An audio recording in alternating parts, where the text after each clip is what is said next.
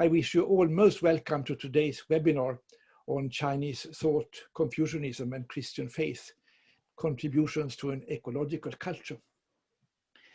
I'm most grateful to Dr. Karin Hammar, a prominent theologian and representative of the Church of Sweden, for taking the initiative to organize this webinar. Last autumn, Karin approached me to find out whether our China Center would like to co-organize it together with her and a few friends. And of course, I thought this was a splendid idea. Climate change and the deepening ecological crisis are no doubt the most serious problems that confront humankind today. In dealing with these problems, it is essential, as Greta Thunberg keeps telling us, to listen to the science. We must know the facts about climate change and the ecological crisis. But in order to deal effectively with the crisis and to build an ecological culture, we should also draw on humankind's spiritual and intellectual traditions. Confucianism and Christian faith represent two such traditions, two major traditions. And the purpose of this webinar is to discuss, or at least to begin to discuss, what they can contribute towards building an ecological culture. Our topic concerns the future of nature, of humankind, of the whole world. Therefore, it is also especially appropriate that our speakers today come from different parts of the world. Chun-chieh Huang from Taiwan, I hope that he will soon show up. Jaime Tatay from Spain, Christine Law from Hong Kong, Michael Northcott, who I also hope will show up, from Indonesia, Chuk-in Li Doran from Singapore, and Fredrik Fellman from Sweden. On behalf of the organizers, I want to thank you all so much for accepting the invitation to attend this webinar. And with these few, perhaps somewhat formal words, I yield the floor, or the screen rather, to Karin, who will tell us more about the rationale behind this webinar. Please, Karin.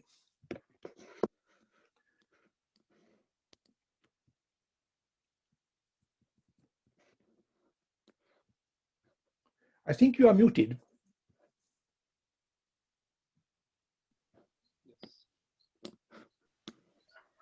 How can Chinese thought, Confucianism, and Christian faith contribute to an ecological culture? The present fossil fuel-driven civilization, including the economy, threatens life itself on Earth. The Paris Agreement requires that all countries in the world alter their energy systems from carbon emissions and destruction of creation to renewable energy resources. The present capitalist global civilization, driven by fossil fuel, have to be transformed into an ecological culture and civilization where human communities flourish in respectful and interdependent relationships with one another and all of nature. The Earth has during industrialization era been degraded to a resource for human exploitation. In an ecological culture, also rivers and mountains have voice and rights. Humanity is no longer separated from the Earth, but an intrinsic, interdependent, and respectful partner in the web of life. We will find in this seminar that our vision has many names: ecological culture, ecological civilization, integral ecology. We will listen to one another. We hope 3 scholars from Chinese and Confucian context and 3 scholars from Christian context related to Europe, Indonesia, and China. We will explore how Chinese thought, Confucianism, and Christian faith can contribute to the emergence of an ecological culture. What aspects of Chinese thought, Confucianism and Christian faith can contribute to the conceptualization and realization of life in respect for the integrity of creation, the vulnerability and fragility of life forms, and be in deep respect of both the planetary boundaries and the social boundaries. If there will be another civilization on Earth, it will be an ecological culture and civilization, living in respect of the inherent value of people and planet. If the Paris Agreement shall be met with concrete actions until 2050, all countries have to speed up the process of coming to a close with the fossil era. Economy itself is not enough as a carrot for this process. We have to engage with the deepest motivations we can imagine, our faith and our life view. Normally, human life needs both sticks and carrots. The Paris Agreement so far only uses carrots, that is, voluntary commitments by the countries of the world. My perception is that we will need also sticks, and maybe the realization of the consequences for our children and grandchildren of our lifestyle and societal energy systems are sticks enough to help us to embody what Pope Francis would call ecological conversion. A positive sign is also emerging in the juridical law processes that make companies responsible for carbon emission. They are also made responsible before the law. In this critical stage of life on Earth towards living in respect of social and planetary boundaries, we desperately need the cooperation of China and Europe and all others at all levels. It is my deep conviction as one of the initiators of this webinar that we need to cooperate with the most beautiful treasures we have, with our deepest beliefs, our faith, and our deepest desires. We will listen to the rich traditions on Confucianism and Chinese thought and Christian faith, with ears open to the message of hope for ecological conversion, for the building of an ecological culture and civilization on Earth.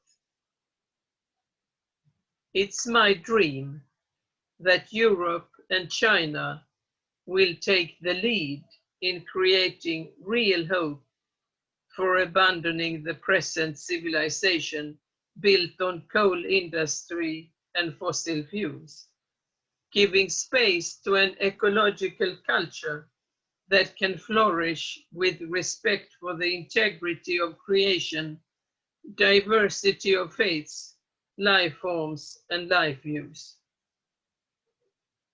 May this webinar bring us closer to a common vision and renew our commitment to the gift of life and the sacred privilege to live as co-creation and created co-creators on this marvelous earth, now crying for respect and healing.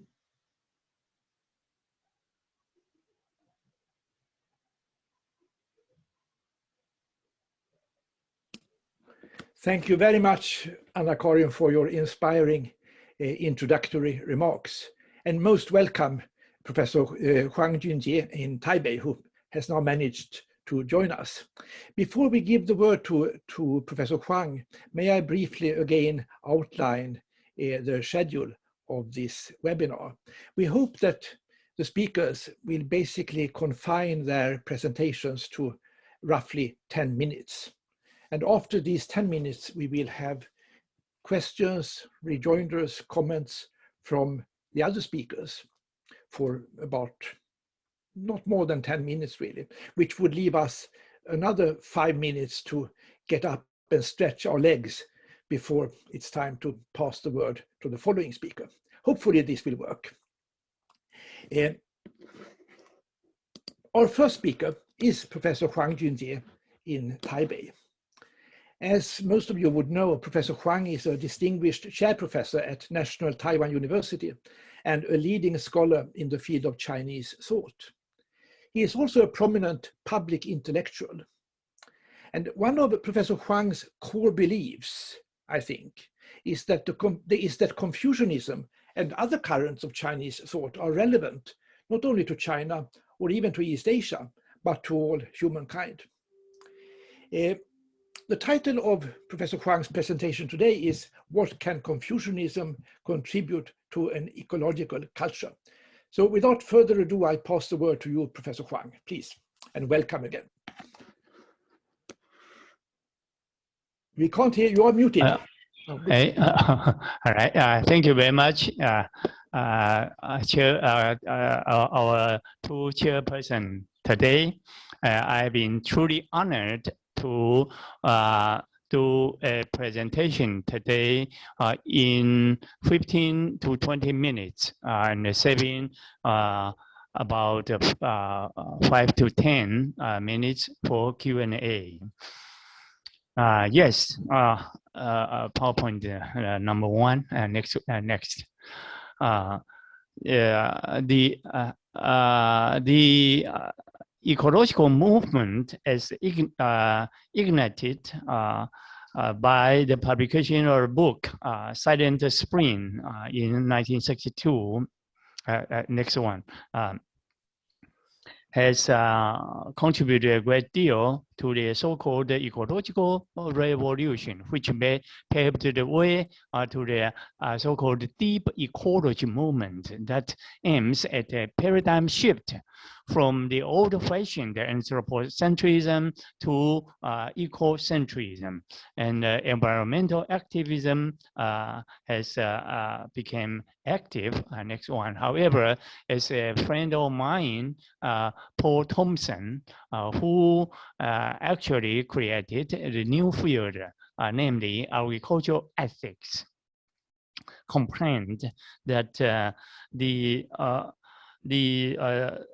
deep ecology movement did not pay enough attention to the philosophy of agricultural ethics in the Western tradition. Next one.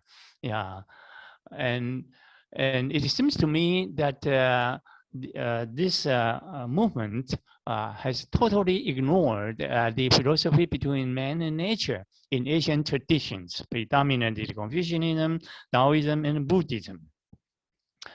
Before I make two next one remarks pertaining to the Confucian ideas that may contribute to an ecological culture, I would like to indicate 5 keywords in the Confucian ecological thinking. Next one.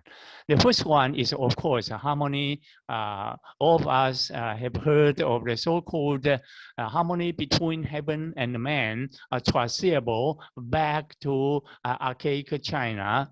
And the second one is reconciliation. It seems to me, since Confucius, all the Confucian scholars urges people to reach a true reconciliation between man and the self, man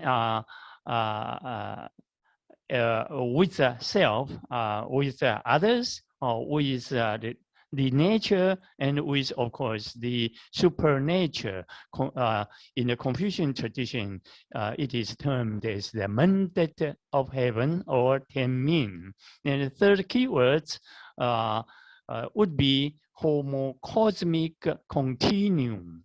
The natural world and the human world constitute a continuum rather than a rupture. And therefore, correlative thinking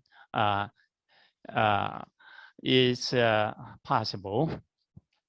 This is a term coined by Joseph Needham, or better, correlative anthropocosmology, as Ben Ehlman put it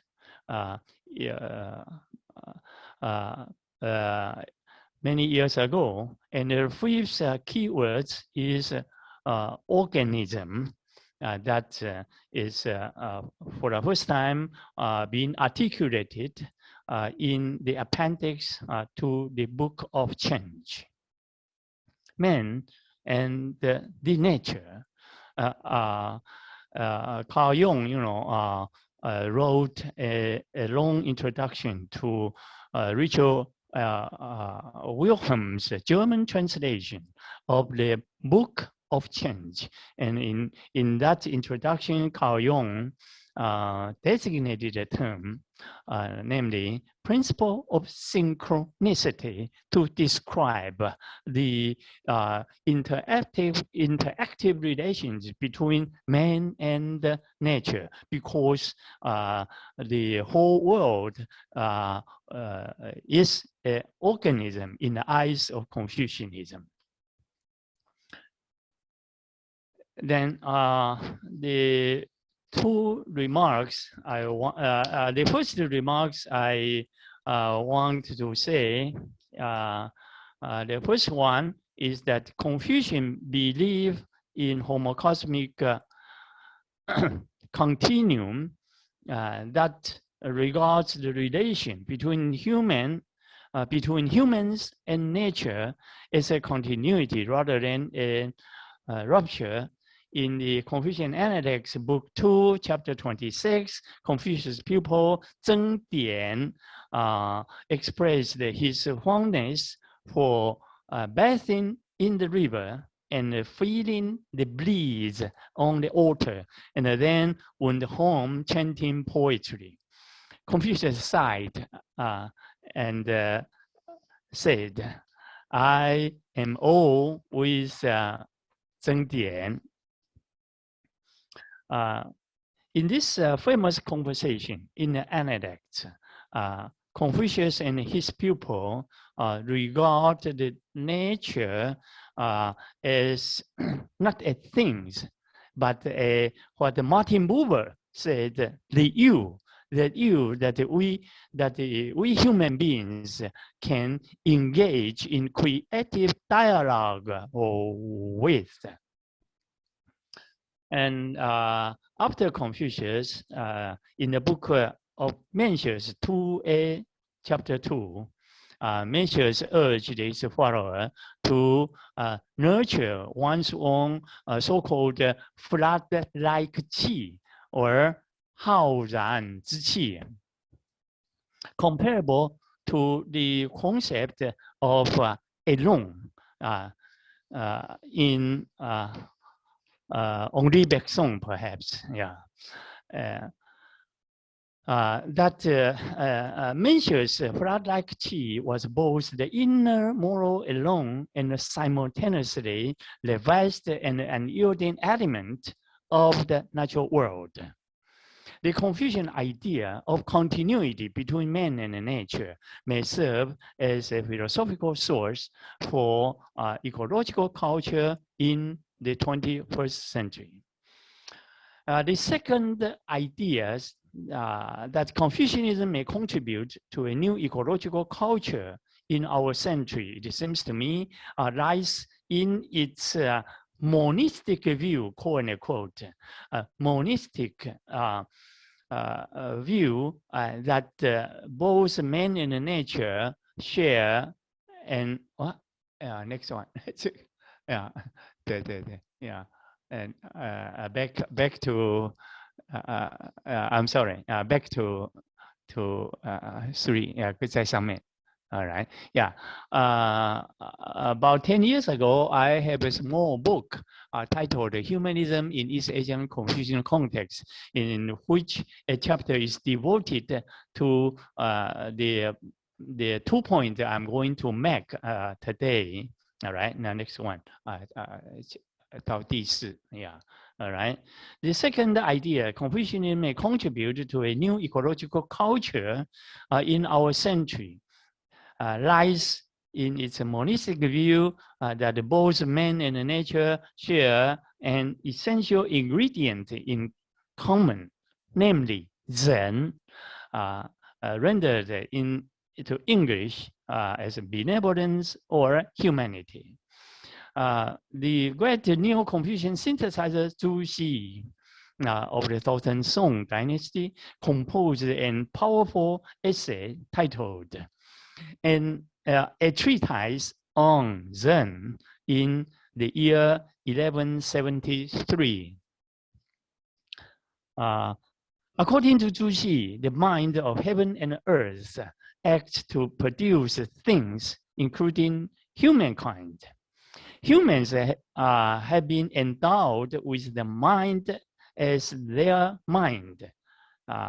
It means the mind of heaven is the mind of man. Although the human mind received from heaven, penetrate and embrace all, its core character lies in the idea of humanity or Zen. In the Confucian tradition, Zen functions as the moral element running through the ontological, cosmological, ethical, and psychological orders. After Zhu, the idealist, the Neo-Confucian great philosopher Wang Yang argued that basically in line with Zhu. According to Wang Yang in his famous essay, Inquiry on the Great Learning, announced powerfully that the learning of the great man, Dazhen, consists in restoring the condition of forming a unity with heaven, earth, and a myriad of things. What I'm trying to say is that both there's 2 great Neo-Confucian philosopher Zhu and Wang Yang read the moral element into nature and urged humankind to form one body with heaven, earth, and the myriad things. This second Confucian idea may be inspiring to us when we envision the possibility of creating an ecological culture in the future. All right, conclusions. Yes, conclusions. Yeah.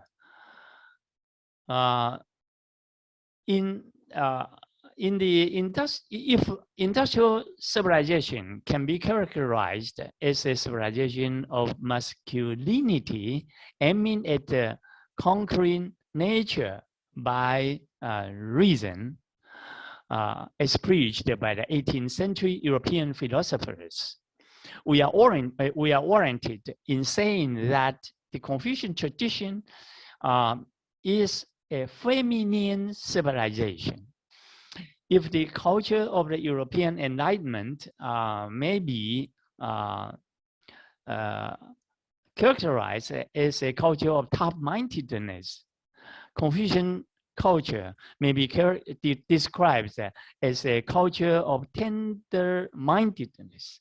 The Confucian attitude toward nature is inclined to the nurturant parent model rather than the strict father model as seen in the modern West.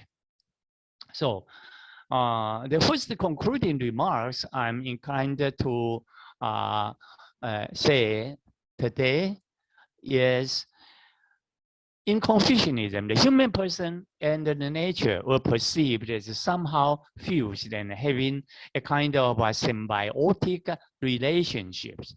Nature is the creator, but not a, of course, the creator is not a personal God as in the Christian tradition of a human person, a creator of human person. And human person is the participant in nature. Point number 2, the possibility of continuity and unity between human person and nature was premised on the so-called ceaseless production and reproduction of the Zen of the humanity that they share in common. The ceaseless production and reproduction is best expressed by in the book of change, 生生不已. The world and myriad of things is regarded as production and reproduction system, and therefore the world of man and the world of nature, there exists a kind of a resonating interaction. A renowned new Confucian in the 21st century, whose name is Tang Junyi, very fond of the expression resonating, 感通. The resonating interaction between man and nature can be observed. And in Confucius' wording, when he reached the age of 50, he became able to comprehend the mandate of heaven. And Mencius followed to argue even more clearly. Mencius once said, if the humans comprehend his or her own mind, then he became able to understand his own nature, and this paved the way to his understanding of the mandate of heaven. Yeah, point next one, number 3. I indicated that in Confucianism, Zen or humanity is shared by man and nature. Zen, humanity, was inherent in the mind heart of each person, and yet it transcends each specific individual person to form the common substance shared by heaven, earth, and a myriad of things. In Chinese civilization, the law of nature can be perceived within the mind of human person. So the so-called mind, Confucian philosophers observed an inner morality, which leads to the inner transcendence. All right, next one. Point number 4, in the Confucian thinking, the establishment and development of the continuity and unity of human person and nature was based on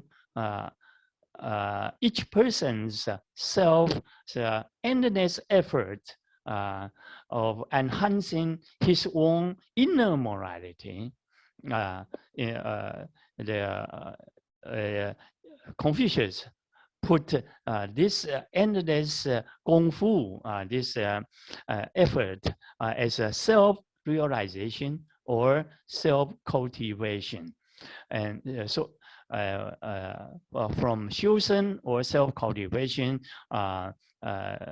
one can unfold, quote-unquote, unfold his own inner morality to the family, to society, to the state, and eventually to all under heaven. All right, this is the next one. Point number 5. In conclusion, Confucianism is to a large extent, as I just said, a feminine civilization that stresses nurturing and harboring the inner morality to treasure the nature. To conclude my short presentation today, I would like to say that the Confucian tradition has illuminated for us a way leading to the true reconciliation between humans and nature in the 21st century and beyond. All right, thank you very much. And Professor Lodén, we have about 5 or 10 minutes for Q&A, right? Is that correct? More or less. I think thank you very much, Professor Huang, for your profound comments about some core tenets of the Confucian tradition that I also find most relevant to the topic of our webinar. We are a little behind schedule, actually, but let us have at least one question. May I also say that Professor Huang has given us an essay summarizing the ideas that he has presented today that you will be able to read afterwards. The content of your talk was very rich and quite profound, so it may take some time for some of us to digest it all. But let me open the floor to at least one question, please, and as brief as possible.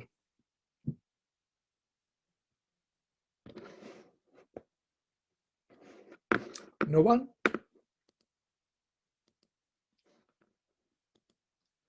Maybe I could ask a question. Yeah? Please. Yeah, I would like to ask the question if there in Chinese thinking and Confucianism, what is the closest equivalent to God in the Christian tradition?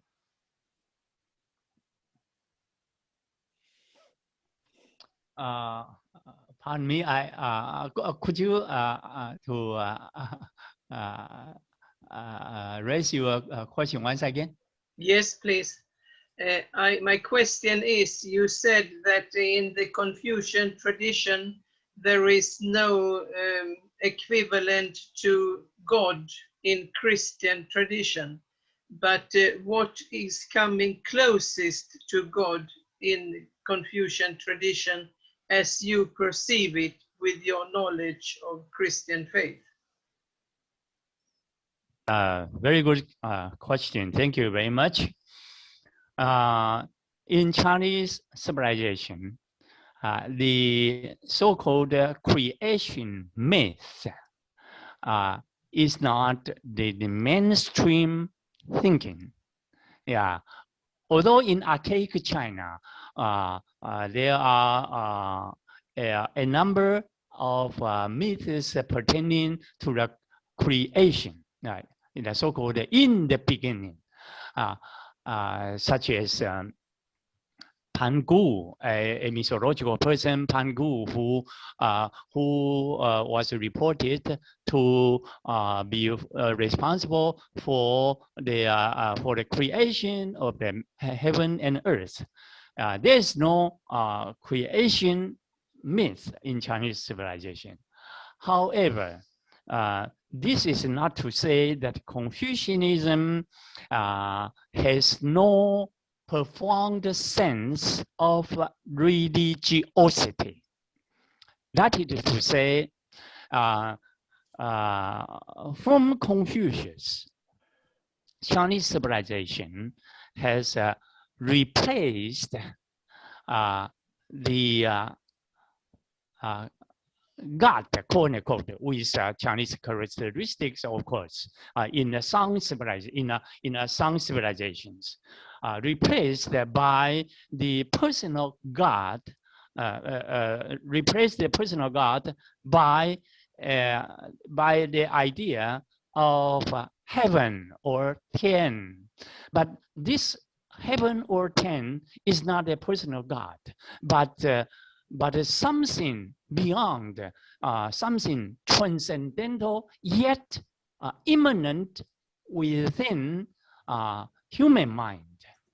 Once you reflect upon deeper and deeper enough from within, as Mencius, as Confucius announced, when he reached the age of 50, he became able to comprehend the meaning of the mandate of heaven. So there we can observe the mandate of heaven and the human mind. There exists a kind of so-called hermeneutical hermeneutical circularity. And it's mutually interpreting. The deeper I think from within, the better, the higher that I can enhance my mind to communicate with that awesome, august heaven. This is what seems to me Confucianism, the most important things in the Confucian tradition. Yeah, I wonder if my clumsy response do make sense to you. Thank you very much. Thank you. Beautiful response. I believe this discussion opens is really very interesting, and we could continue this for a long time. Maybe we will have time at the end to return to it briefly. May I, before we turn to the next speaker, also raise simply, in a very simple way, raise one question with regard to your presentation. It seems that you focus on the notion of rupture between humans and the natural world as an essential characteristic of Western thought that distinguishes Western traditions from the Confucian tradition. I suppose this is true, but isn't it also true that this view of a contradiction, of a rupture between the humans and nature is really very, very characteristic of modernity, of modernization? Isn't it something that many parts of the world seems to have emerged with modernization? Isn't it true also that in the West, prior to the Enlightenment, it was much more common to view nature, animals on the one hand and humans on the other, as forming a continuum? But that from the Enlightenment onwards, this opposition between nature and humans became to be much more emphasized. And also, what about modernization in China? How can, I suppose that today, or really for the greater part of the 20th century, most Chinese thinkers have also conceived of a kind of rupture between humans and nature. Or it would be interesting to hear your comments on this before we turn to the next speaker.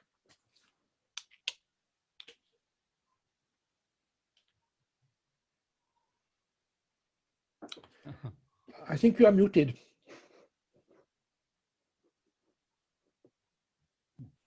Right. Oh, good. Oh. Yeah. 想不出。哦。Okay. Yeah. Yeah.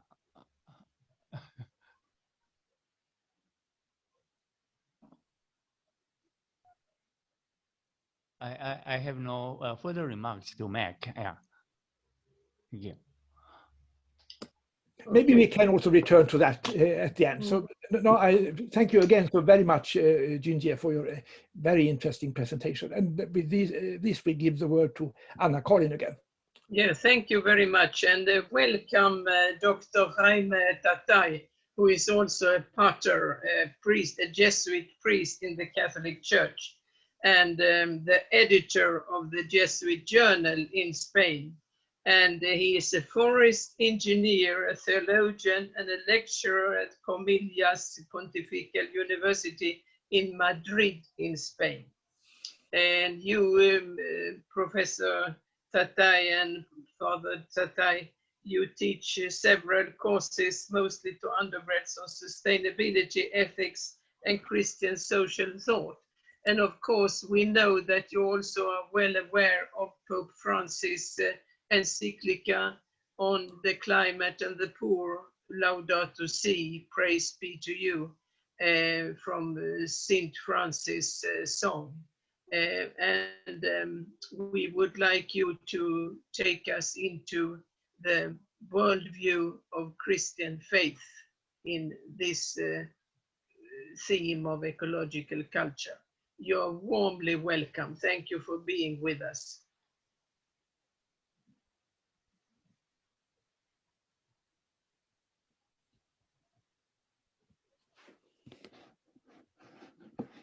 We don't hear you.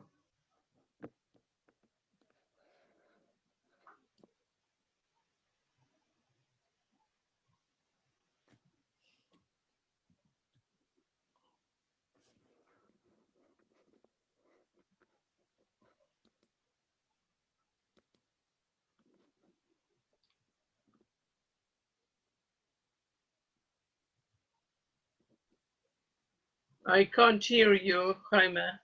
Can you hear me now well? No, I can hear you.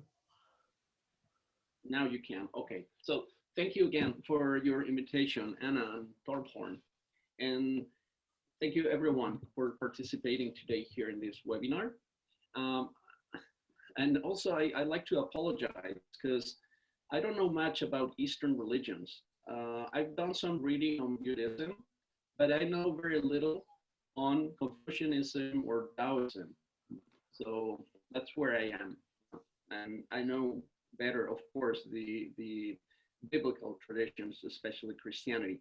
And let me also say that I'm talking from a Catholic perspective, but of course, we share most things, I believe, with other Christian churches. And I would also to say thank you to the World Council of Churches and the Orthodox, especially Bartholomew I and many Orthodox theologians from the Eastern churches, because they've led the way. I think in many ways, Catholics have arrived a little later. So it was first Protestants and Orthodox Christians who took this matter seriously. And a little later, Catholics we came in. So I think that's important to say at the very beginning. So, and also, when we think of the relationship between Christianity and the ecological movement, I believe it's important to realize that this has not always been very easy. It's not been a very fluid communication.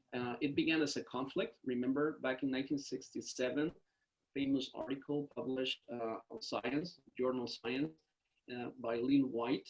And that was a critique of monotheistic traditions. And for this thinker, they had promoted the environmental degradation. So the ecological movement was perceived as a threat. Things started to change slowly. And in the 80s, I think most Christian churches began this sort of reflexive phase, and they saw the ecological movement as an opportunity, not just as a threat. And remember, like in the Catholic Church, we have the first statement by a Pope, John Paul II, in 1990. He releases a statement on environmental issues for the first time. And then I would say that on the 21st century onward, we entered an ecological phase, or an active phase where most Christians get involved and participate, are actively interested in this debate. Okay, now I will use the term integral ecology to express the contribution that Christianity can make to an ecological civilization or an ecological culture. This is a term coined by Pope Francis in Laudato Si.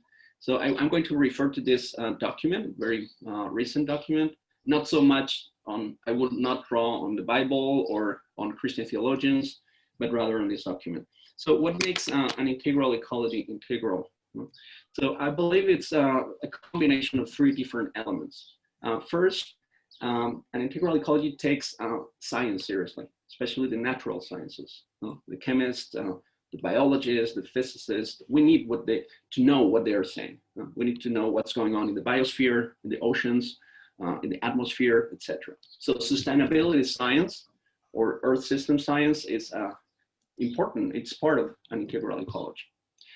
But we also need the social sciences. We need to know what psychologists, historians, sociologists, etc., what they are saying. So we need to take into account political, social, and philosophical reflections. And if you ever read this encyclical Laudato Si, you will see that there is a lot of philosophy and a lot of social sciences there too.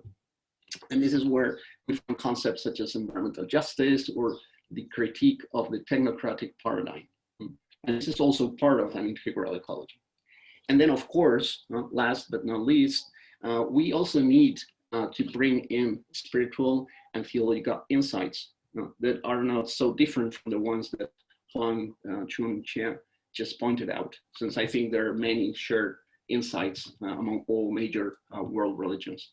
And I will focus now, since we don't have much time, on these insights, what I call the spiritual and theological insights. And what are those insights? Well, I boil it down to 7. The first one would be humility, like a basic attitude of a Christian believer, and I think many other believers. Gratitude, also asceticism, living a simple life. Reconciliation, you just mentioned reconciliation. I think we share that category or term. It's a way of healing our broken relationships. Action, the ability to denounce environmental injustice. Wisdom, and integration. I think these are 7 key words that reflect key spiritual insights. And as you see this table, on the right-hand side, you have what I call the eco-social evils. The evils that are destroying both environment, but also that are destroying our societies and human beings. And so we have, on the one hand, dominion, mastery, as an ideal, and versus this spiritual invitation. Humility, the same thing with gratitude, self-sufficiency, asceticism, excess, reconciliation, broken relations, action and difference, wisdom, insanity, integration, and fragmentation. So I will go very quickly now, just with an inspirational sentence from the encyclicals, just to shed some light on this insight. Because I believe these spiritual insights, they shape attitudes, what I call deep attitudes, that can potentially contribute to an integral ecology. This doesn't mean, of course, that all Christians are going to be shaped by these attitudes, but they are all invited, of course, to take them seriously. So the first one has to do with humility. As I just said, and you can read it here, I read it aloud, this possibility of limitless mastery that has to do with enlightenment that you just pointed out. And this is something that believers have to counterbalance with this attitude of humility, just realizing that we are creatures, that we are limited. And then also this other concept, asceticism. Sorry, I think I skipped another one, gratitude, yeah. Gratitude, the world is a gift. Monotheistic faiths do believe that there is a creator, and that creation is basically a gift. We have been created, and we're called to be grateful for this gift. We're called to enjoy it, use it, but to do it responsibly. So this is another a second, if you want, insight. I don't know what's going on with the pictures, because there were some pictures, but they have just disappeared. with the PowerPoint, but that's fine. And then the third element, very important, and we share it with most faith traditions. In the face of greed, accumulation, there is an invitation to live a simple life, asceticism. Just think of the Buddhist monks or Hindus or Christians. In these three traditions, we have a monkish life and this ideal of a very austere, simple life. And this is important in the face of environmental degradation. We can show that liberation from fear, from greed, from compulsion is very helpful in this context. And then number four, at least for Christians and all, I think also Jews and Muslims, we understand ourselves as being created. So there is a strong relationship with God. There is a single God, but there is also a close relationship with the neighbor, with other human beings, and with creation. And maybe we kind of forgot after the Industrial Revolution that we are also connected to creation. And these three relationships are connected, closely connected. And every time we break or we disrupt one of these relationships, we affect the other two.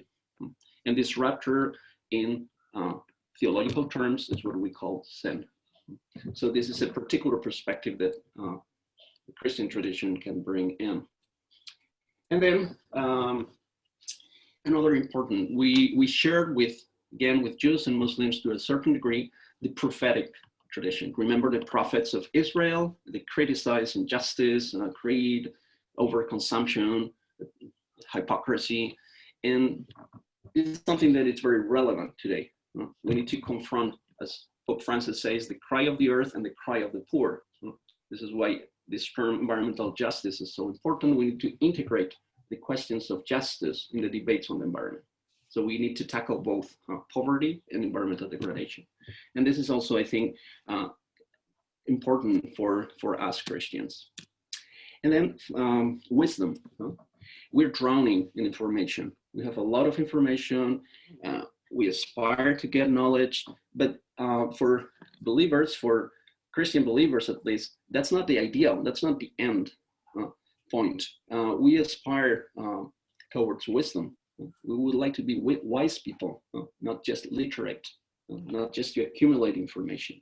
And in front of the fragmentation, the many disciplines and the excess of information, I think this is also important to keep in mind. We want to be wise and live wisely. And then finally, what we need is also an integrated approach. This is why I mentioned the term integral. And an integrated approach is one that combats poverty and restores dignity to the excluded and also protects nature. So here you have, wrapping up very quickly, we don't have much time, all these 7 spiritual insights versus those eco-social evils that you see on the right-hand side. And finally, this is the last slide. Of course, this is important. We need the spiritual insights, we need religious theological contribution, but we should not forget that religions are also a very large institutional network that could help articulate a response. They also have capital and they have real estate, and this is also important in a transition to a green economy. So we should not forget that this is also very material, if you want, practical levers that religions have. And of course, the social capital, the ability to build social networks and transform groups, and the moral clout. Every time the Dalai Lama or the Orthodox Patriarch talks, people listen, or Pope Francis or whoever, whatever religious leader might be, they have a moral influence. So I think these are other, you want, religious assets that we mobilize towards an ecological culture. So thank you very much. I hope I haven't overextended my time. Thank you very much. Thank you so much, Jaime, Tatay, for your contribution here and sharing the encyclical Laudato Si. And I think it's available in English on the web. If you Google Laudato Si, you can get access to the English translation. The Swedish translation you have to buy. but the English translation is available, and I don't know how it is with the Chinese, but it's a magnificent document written for the 2015 Paris conference. And now we give the floor to the panelists open to questions before Torbjörn and I maybe have some questions.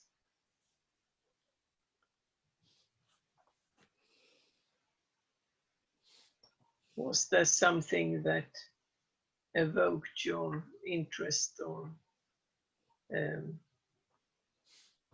wanted for more clarification? Maybe I ask Professor Tatay to explain a little bit more about how you see the question from the Confucianist perspective with the personal God, and how a personal God is understood in Catholic tradition, with God's presence in creation and in transcendence. If you could explain how that personal God is perceived in a way that might integrate some other perspectives. I think that would be important for our dialogue here on getting to knowing one another's positions. Well, thank you, Anne. Well, I'm not a systematic theologian, so I'm not an expert on this, but I will say what I think it's the possible answer to your question. So as you know, you all know that Christians are, Christianity is a monotheistic faith. So we believe in a single God, a God that is somehow distant in a way from us, since God created the world. So, but at the same time, it's very close to us, since creation is part of himself in a way. And this incarnational principle, since Christ being part of God came into the world and became one of us. So God at the same time is very close. So we're not a dualistic faith, and we're not a pantheistic faith. We're somewhere in between. So God is with us, but God is not us. God is around us, but God is not everything we see around us, but it's there. And that's what some theologians have called panentheism. So God is in all things, though things are not God. I don't know if I'm making myself clear, but so it's somewhere in between, between dualism and in between pantheism. And I believe this is the right way of framing where we stand as Christians. So this is why we value creation. We don't adore creation because it's not God itself, but God is somehow present. There are signs of God's presence around us. That's why we are called to take care of it and worship through creation the Creator. I like that way of framing how we understand the presence of God in our world. So that's my answer. Did I hear you correctly that you said panentheism? Yes, with an EN in between. Panentheism, yeah. God is in creation, but also greater than creation. That's right. Mm. Thank you for that clarification. I think I give the word to, thank you so much, Jaime, Tatay, for your, and stay with us, and feel free for all of you to put questions to one another as well. I think maybe there is a question from Taipei, or? No. Yeah.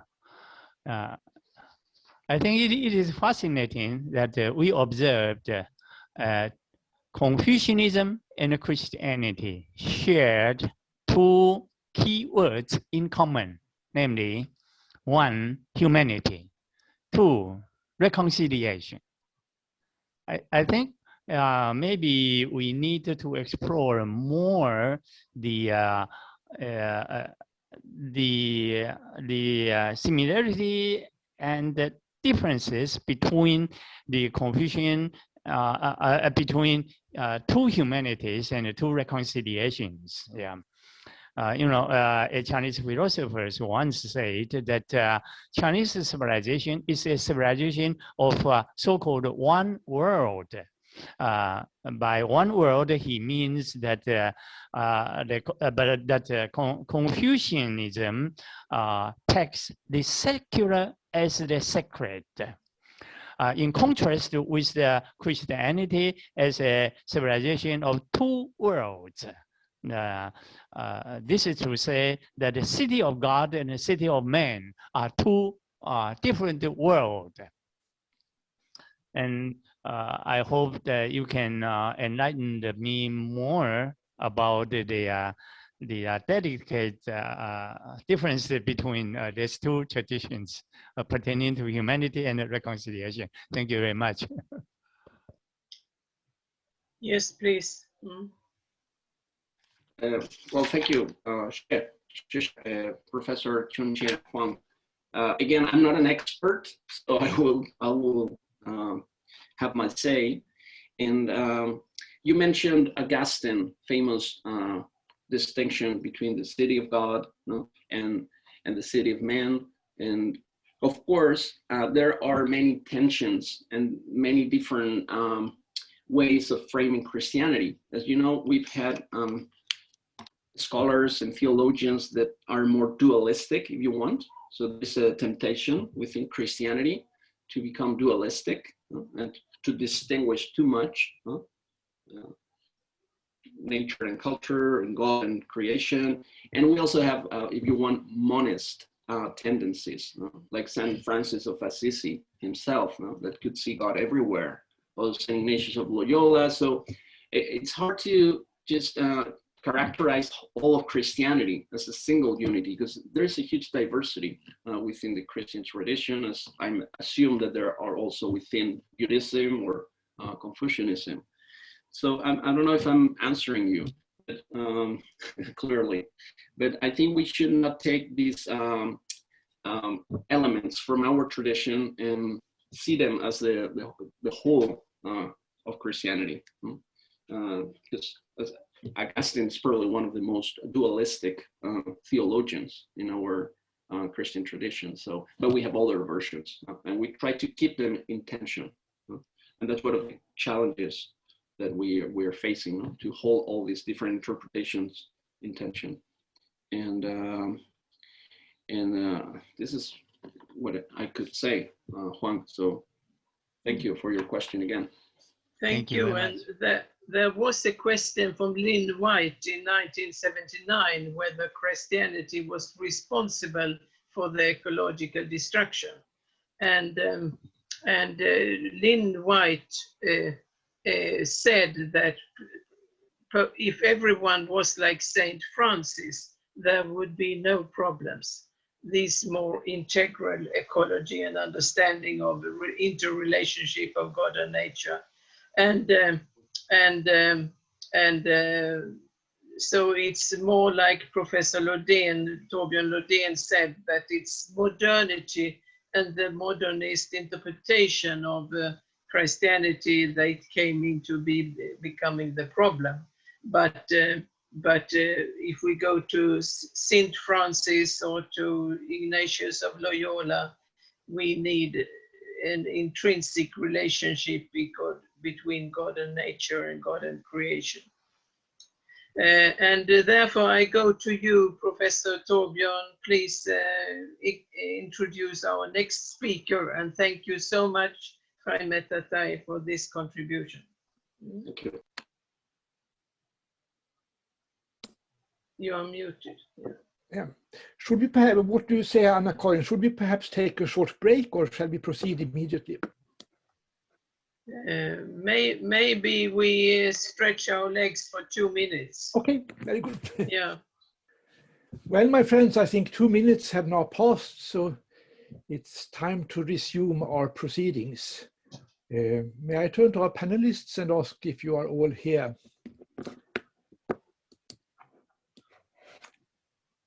Okay, now Karin put on her headphones also, so I think we can start. It's my great pleasure to introduce our next speaker, Professor Christine Law from Hong Kong. Internationally well known as an engaged and articulate social critic with deep social and political commitments, Professor Law is now the Chief Development Strategist at the University of Hong Kong of Science and Technology's Institute for the Environment. She has a long association with environmental issues, including having served in a ministerial position in the Hong Kong government with responsibility for the environment, including energy, climate change, and biodiversity. I would also like to mention that Professor Law has played an important role in promoting the relations between Hong Kong and Sweden in different ways. The title of Professor Law's presentation today is Reflections on Ecological Civilization, Heaven, Earth and Human Relations, Construction of a New Political Narrative. Please, Professor Law. Well, thank you very much for giving me an opportunity to share some thoughts with the audience. I want to just comment on two things that Professor Huang and also Jaime Tatay said that I think touch on what I would like to continue to talk about. Professor Huang talked about Confucius going deep before he really understood the mandate of heaven. So, you know, this idea of going deep before you go up, you know, before you can reach the heights of, you know, thoughts and understanding. And if I understand correctly, Jaime Tatay also talked about this notion of deep attitudes. And these deep attitudes required a number of aspects because with them, it helps us to understand. So perhaps I can hold this thought here and share my screen. Now, I am talking about less spiritual and religious matters and bringing them down to the human construct. How do we deal with the politics of the time? And I am going to focus on China. I do want to propose a set of thinking derived from Confucianism.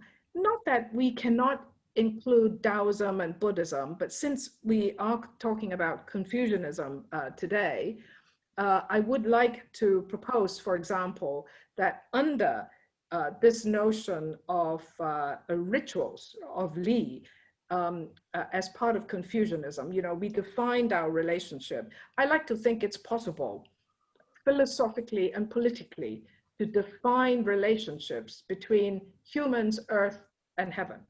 Secondly, is this notion of the mandate of heaven, the responsibility of rulers.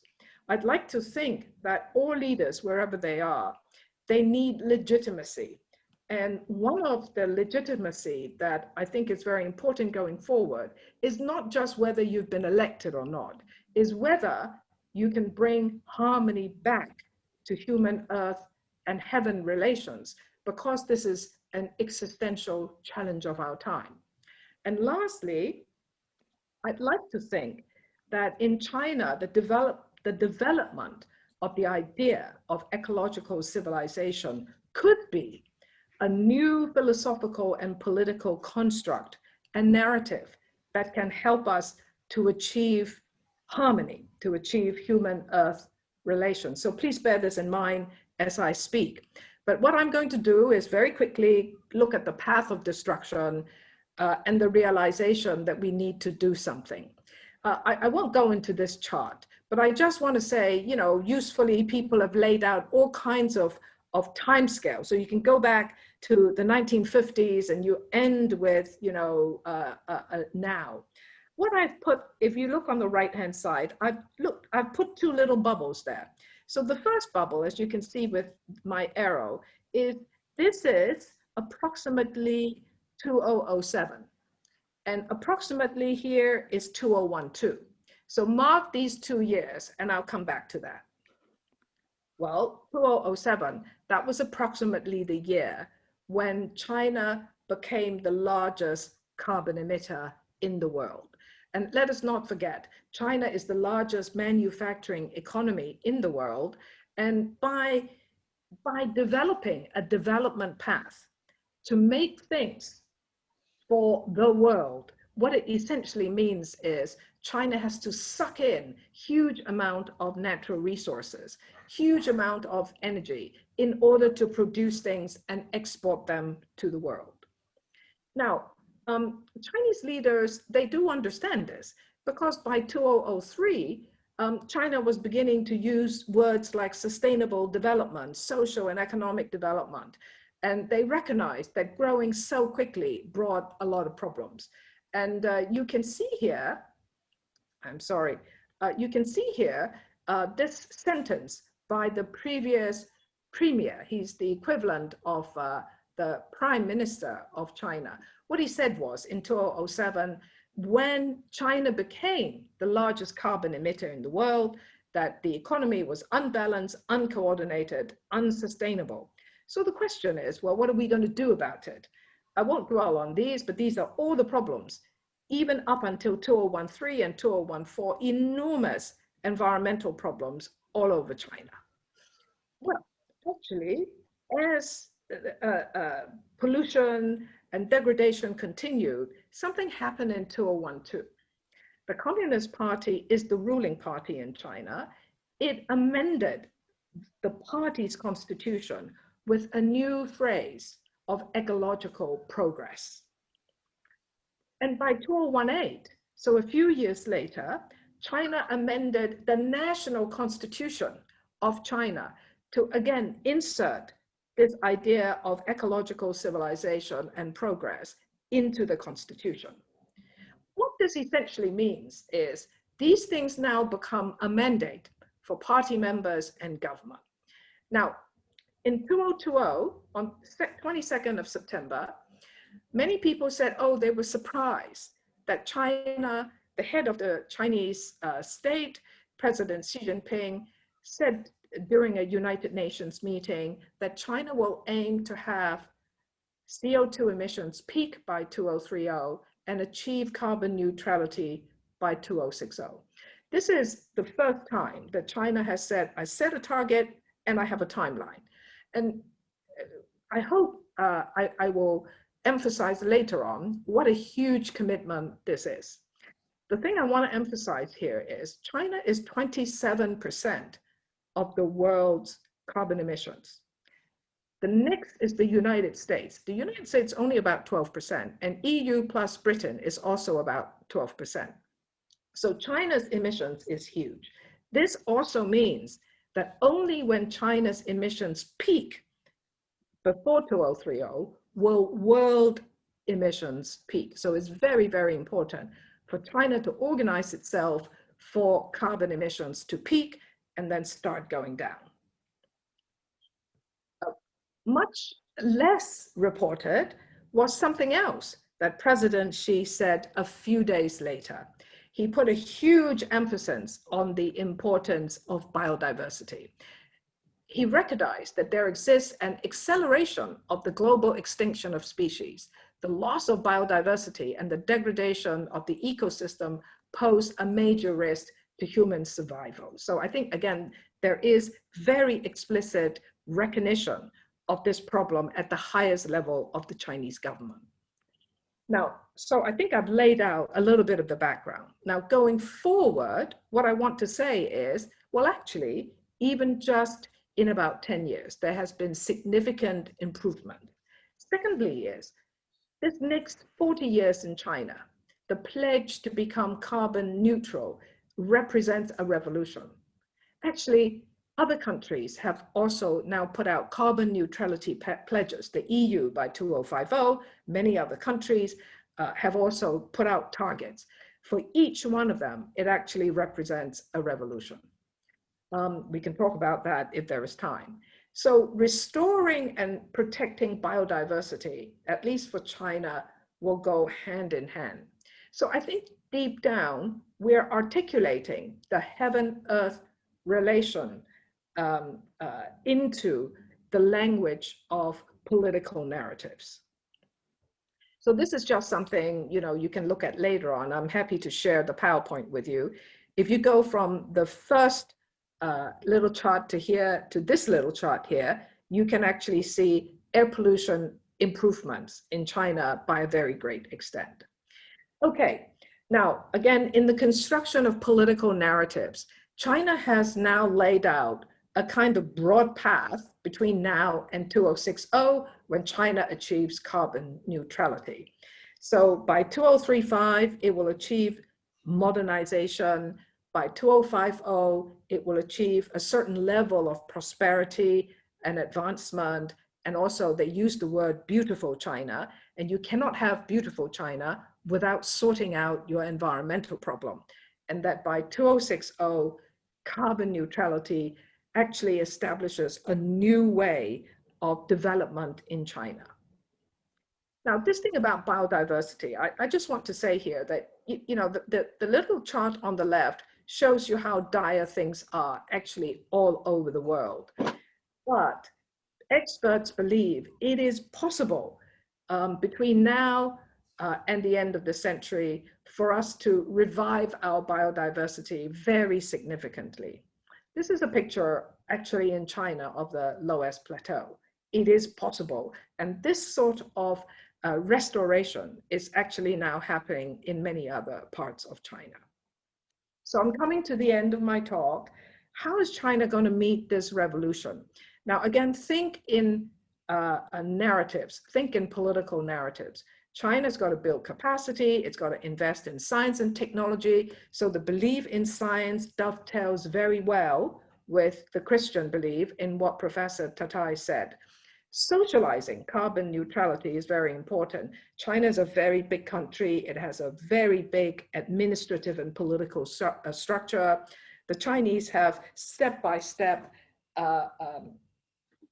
practices to actually socialize new policies throughout the system.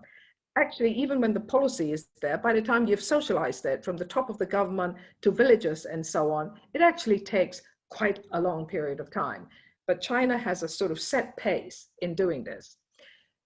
There's going to be a piloting of all kinds of innovations to achieve green development.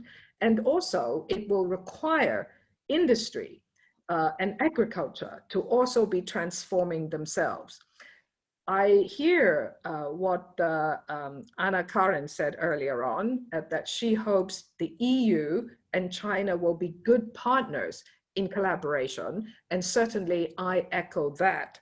The problem right now that we have a lot of geopolitical tension, and sometimes that is not helpful.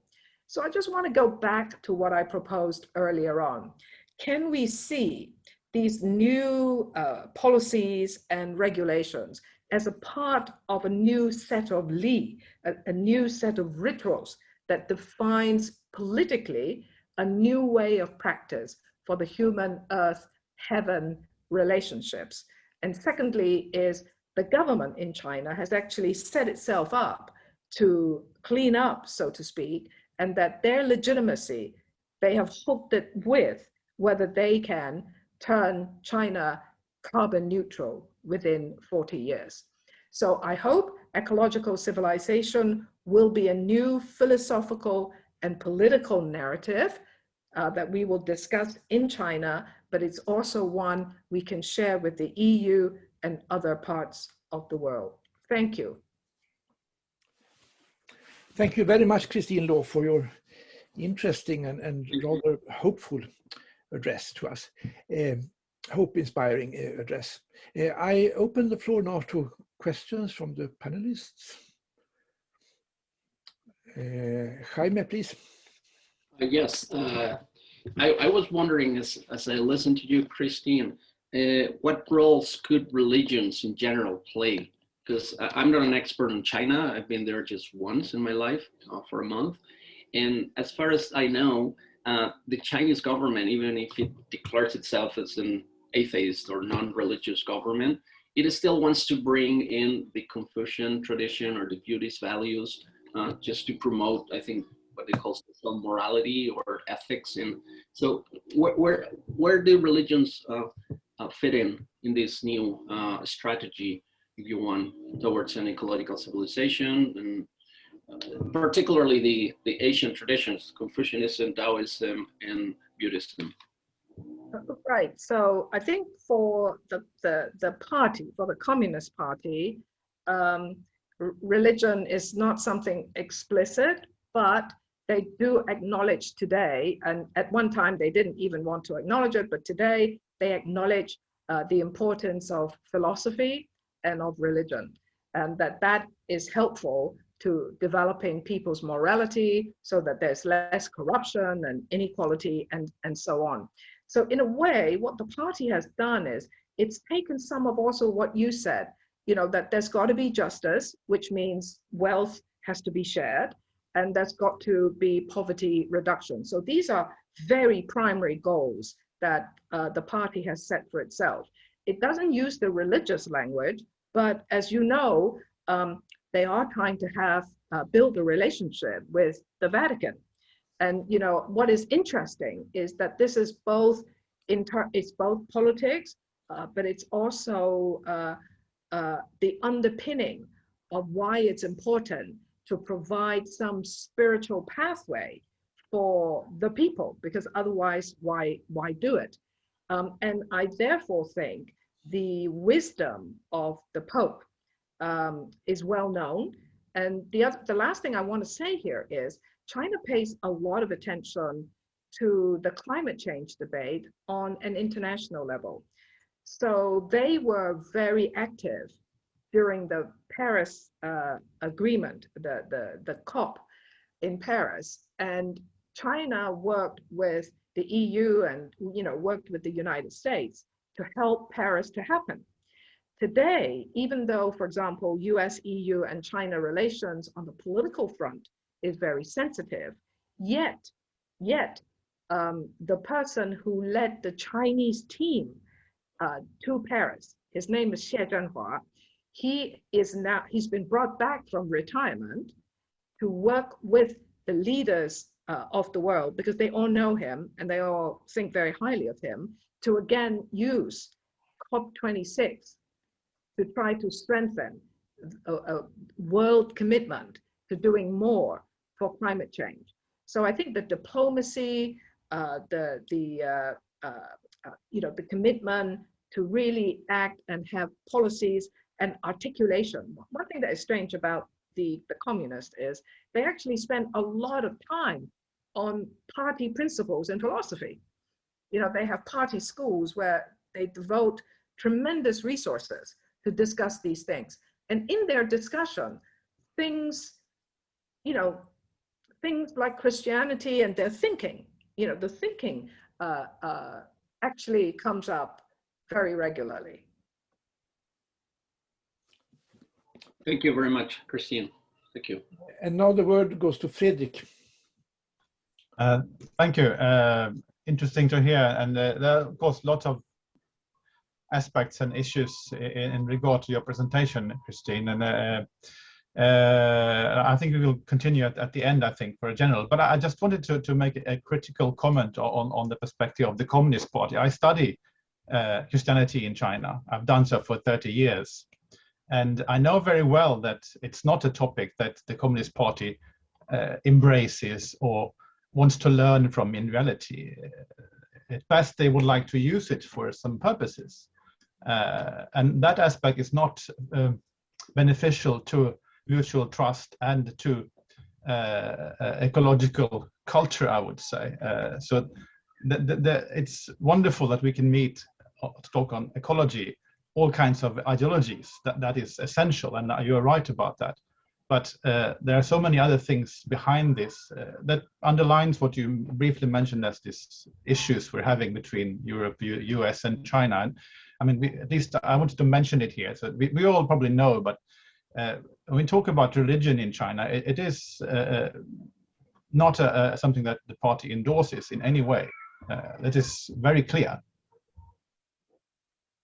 Yeah, I completely accept that, right? This is part of the whole thinking of religion. What is interesting is that it's not that the party is endorsing or looking for religion, but on a very practical basis, They accept that there are religions out there. And what I'm saying is that in their own thinking, reflection, you know, at the party schools and so on, ideas that are embedded, for example, in the Pope's beautiful message that Jaime talked about, those things are studied. And they're studied, as you say, maybe for other purposes, but they're absorbed to see maybe what helps them to promote what they want to promote. And but they're not into freedom of religion or promotion of religion. But some of what is interesting is some of the core of the ideas they are prepared to take and transform into, you know, whatever serves their purpose.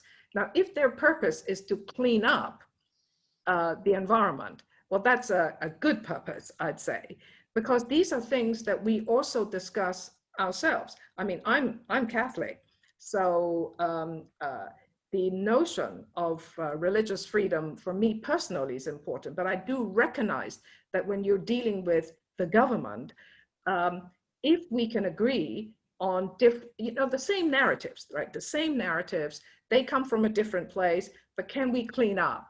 Can we ramp down carbon emissions? That is something that we can collaborate on. Thank you. Any other questions? Karin, please, and unmute yourself. Thank you very much, Christine Law, for this interesting presentation. And of course, it's very exciting because it has to do with the future of the world, and it has to do with the well-being of people and planet. And I learned sometimes from Marxism and Maoism that there are reconcilable differences and irreconcilable differences and contradictions. Reconcilable contradictions and irreconcilable contradictions. And I think that if we can contribute to an ecological culture and an ecological civilization where we can embrace diversity in cultures, in religions, in faiths, and in the biological diversity, we will grow and prosper. So I think that there is a work to be done within the concept of ecological civilization and ecological culture to see where the contradictions or the different ways of describing things are not real contradictions, but brings out the beauty of diversity in the world. The gifts of wisdom can be expressed in many ways, and the gifts of humility, the gifts of solidarity, neighborliness, and all these things. So let us use the ecological civilization and ecological culture concept in a broad way, not only a biological way or an ecological way in a narrow sense, but eco comes from oikos. It means the well-being of the whole house. It includes people, it includes religion, it includes the persecuted people of the world and the oppressed people of the world. And that I think is beautiful in Pope Francis' encyclica, that it holds together oppression of humans and the well-being of nature. And we need to do that also in ecological civilization and in the narrative of ecological culture. I'll just say one last thing. What I've noticed today, I mean, so far I've benefited from the presentations of my previous panelists.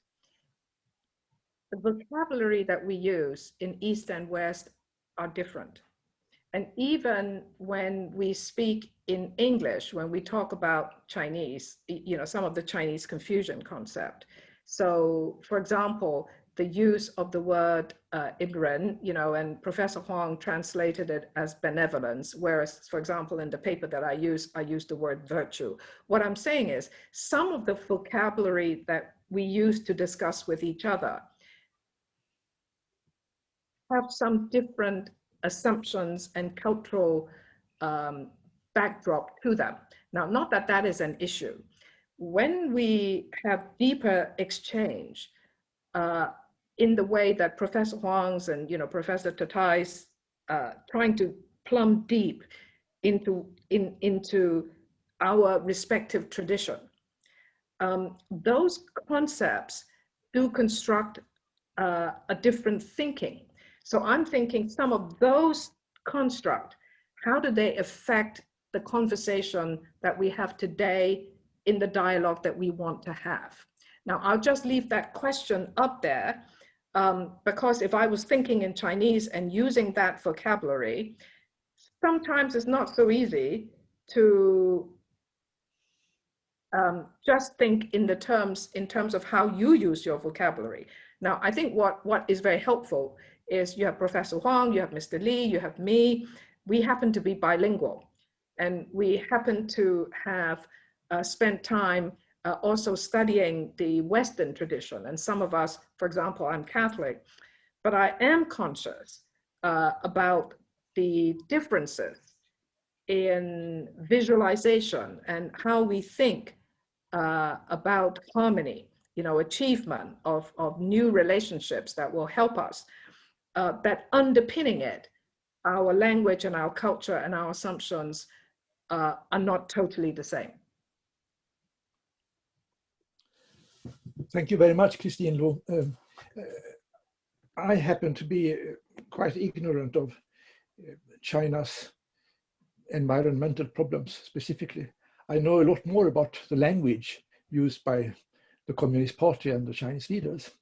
And looking back, I think there are too many instances of a great discrepancy between words and deeds.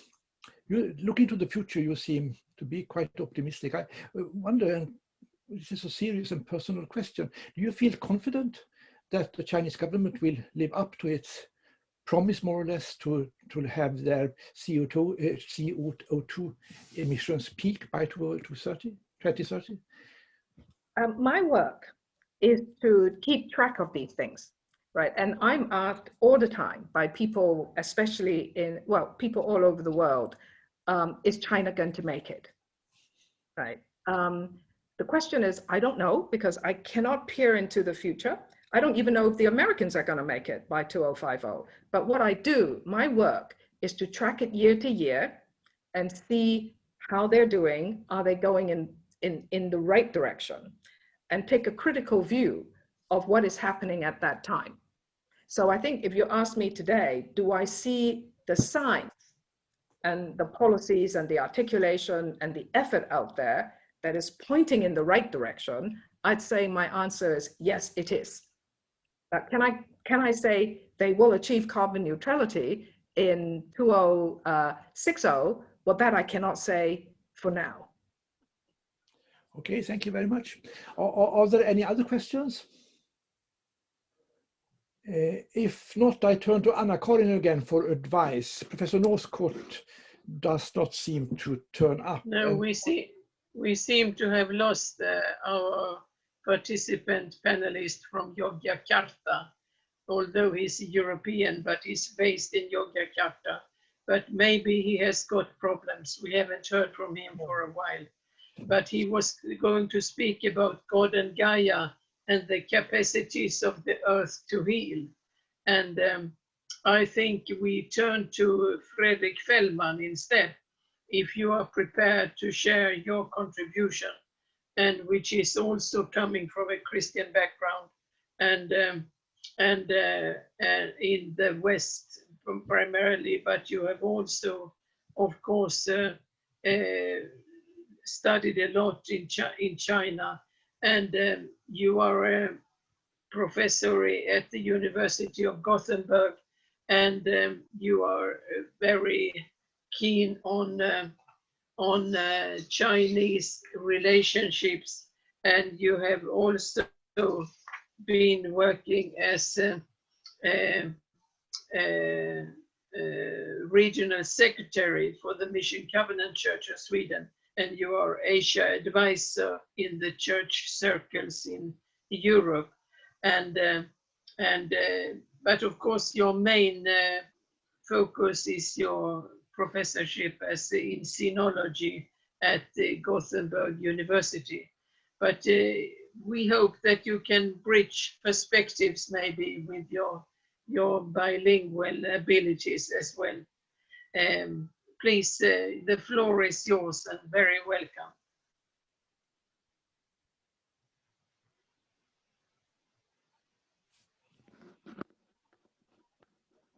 Thank you. I hope you see my presentation. Thank you for the presentation of me as well. Very happy to be here. My presentation will have, as I say, a sign of theological reflection, but it will be rather theological in a sense.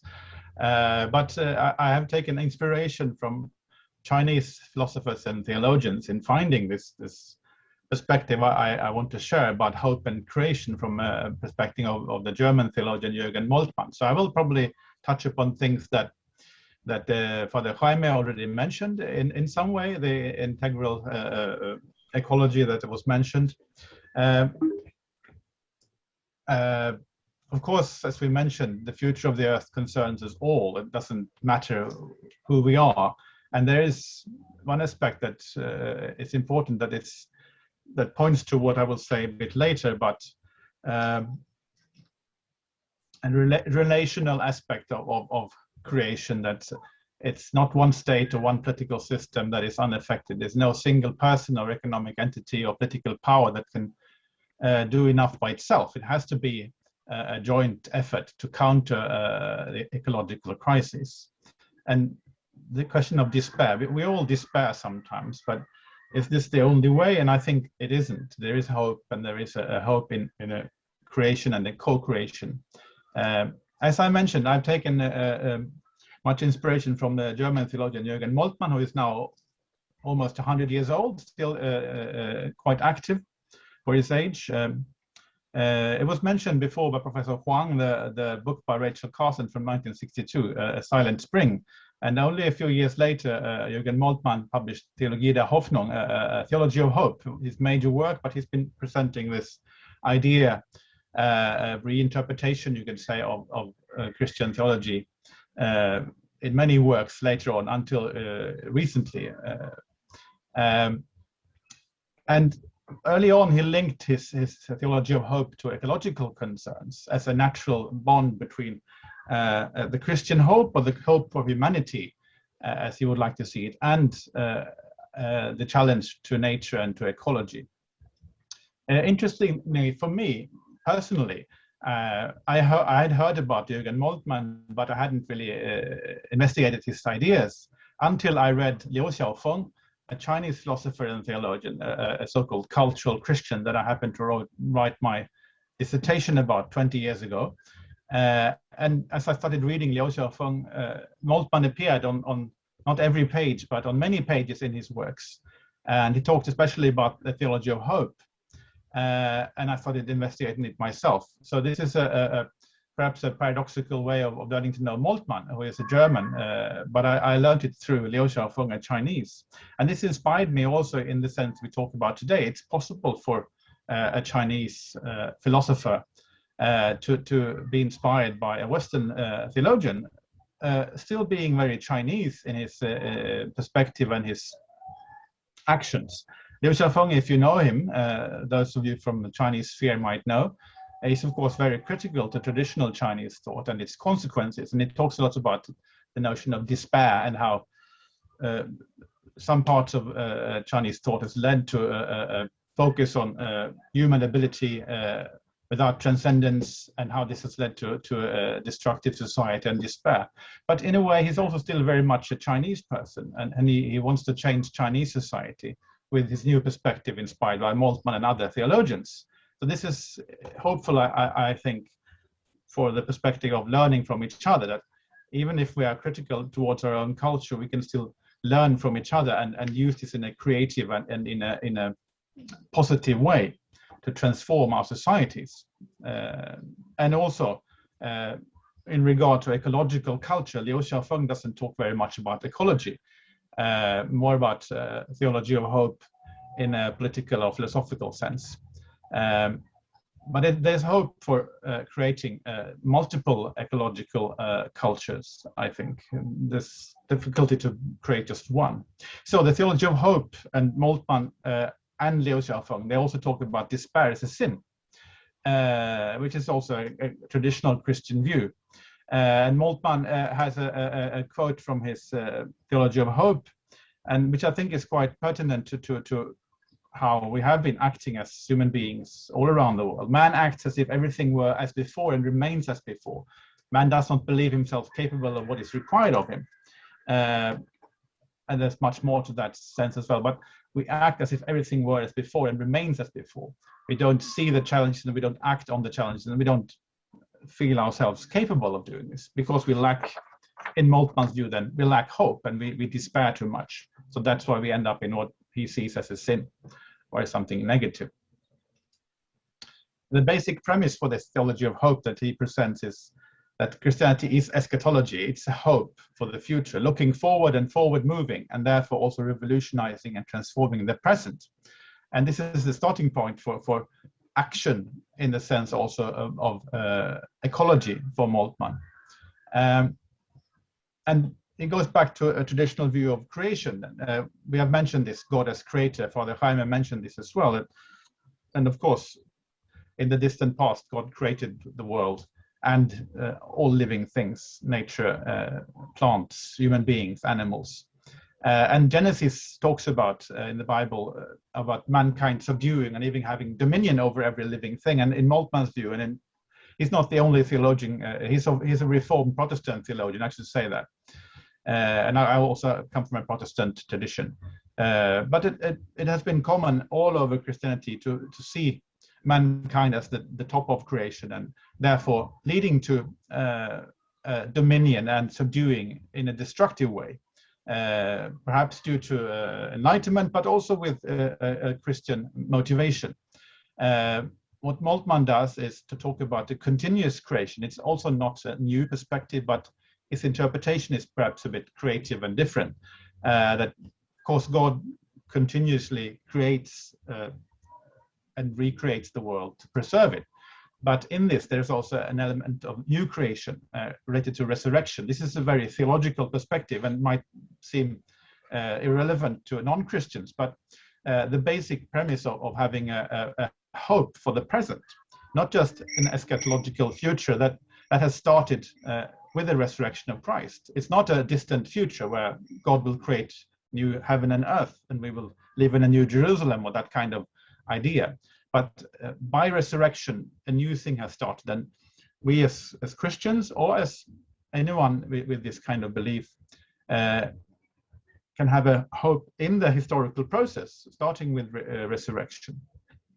And this has been very important for me personally. And I think it's a creative way of interpreting theology that also has a great deal of importance to countering ecological challenges and environmental crises, because then we have a hope for we can be part of creation, and we are part of creation, and we by that needs to act, otherwise we will destroy ourselves as well.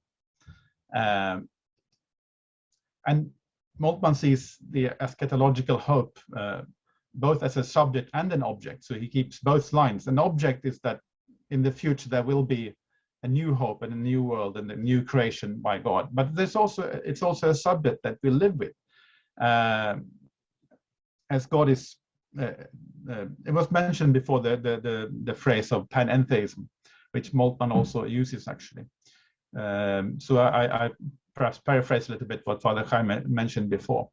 But creation and co-creation of mankind and as parts of creation is a central thing to have an impetus for a continuous creation. That means to counter destructive forces and to be the continuous creation and the positive creation, and not just submit to greed and other negative elements.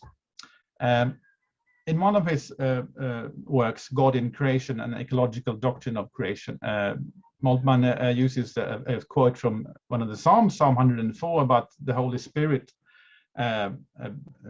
renewing the face of the ground, and with the Spirit we are created. And this shows the relational aspect of creation, and I think this is important, especially in crossing over cultures and perspectives, and between ideologies and countries even, because the relational aspect of creation in the Moltmann sense here is that the Holy Spirit, representing one part of the triune God, comes down to earth and lives in us and with us, and makes us create and creates in us and with us and in creation. But there's also a relational aspect. The God created the earth in the beginning, yes, from nothing, but then in the continuous creation and the new creation, there is a relational aspect. God is in us with the Spirit. And this is also true for human relations. We cannot live a full life without relations. Our actions are related to other people. Living alone in isolation, the pandemic situation has taught us this is destructive to us in many ways. And this relational aspect of creation, I think, is extremely important, especially in relation to ecology. We are using creation, we are using resources, but we're all related. We cannot live without breathing and eating and relation to animals and to plants and so on. It's all related in that sense. And this is the relational aspect of creation. For a Christian and for Moltmann, it's the Holy Spirit coming and being with us. But he also relates this to what Karin actually mentioned, oikos, the Greek word, and ecology, meaning, as I understand it, the doctrine of the house and our common house, where the Creator, God in the Christian sense, dwells in creation and dwells with us in our creation house. And that's why ecology is so central. It's part of what we are as human beings, and as creation. We cannot be without this relational aspect in creation. It's not possible. And I believe that this could be inspirational also to non-Christians, actually, to see the perspective. And that's what I wanted to share with this contribution. Although this is rather theological in a Christian sense, the aspect of relational aspect of creation and the hope of a present future, so to say, that it is possible to create together, challenges us to object to destructive forces and to be present in ecological change and ecological culture. And also, what has encouraged me is that a quote from Moltmann: "The theology of hope is not a theory about universal history, nor is it an apocalyptic prediction. It is a theology of combatants, not onlookers." So he urges us on. Of course, it is a theory in a sense, and when we talk today, we talk about philosophical theories and ideas. But another point of this presentation is, how do we make it practical? How does it drive us forward, in a sense? And that's why I found the Liu Xiaofeng's inspiration of Moltmann, although different from my own inspiration and not particularly focusing on ecology, so inspiring. That this is something that drives us to act and react in our lives, in our social settings, in relation to others, for a change, for ecology, or for our society, or for even a political change. It's an active work. It's not just a theory. It's not an apocalyptic prediction saying that this will happen unless. But we're living in a eschatological future already. There's already hope with us, as we are part of and co-create with God. And I think that this hope and creation theology can free our minds from bonds of despair or sin, if you may, with a Christian perspective, and hopelessness, and driving us away from destructive patterns of living. Finally, I think we need to talk about ecological cultures in plural, just as we talk about dialogue between cultures and philosophies and ideologies here today, and even between countries, we will need to have common perspectives, to have hope for the future, to have hope for creation, or nature, or what we call it. And we cannot come to a single ecological culture or ecological civilization, if you may, but there has to be a plurality, but with a common cause and a common sense of relational belonging. We as human beings have a common hope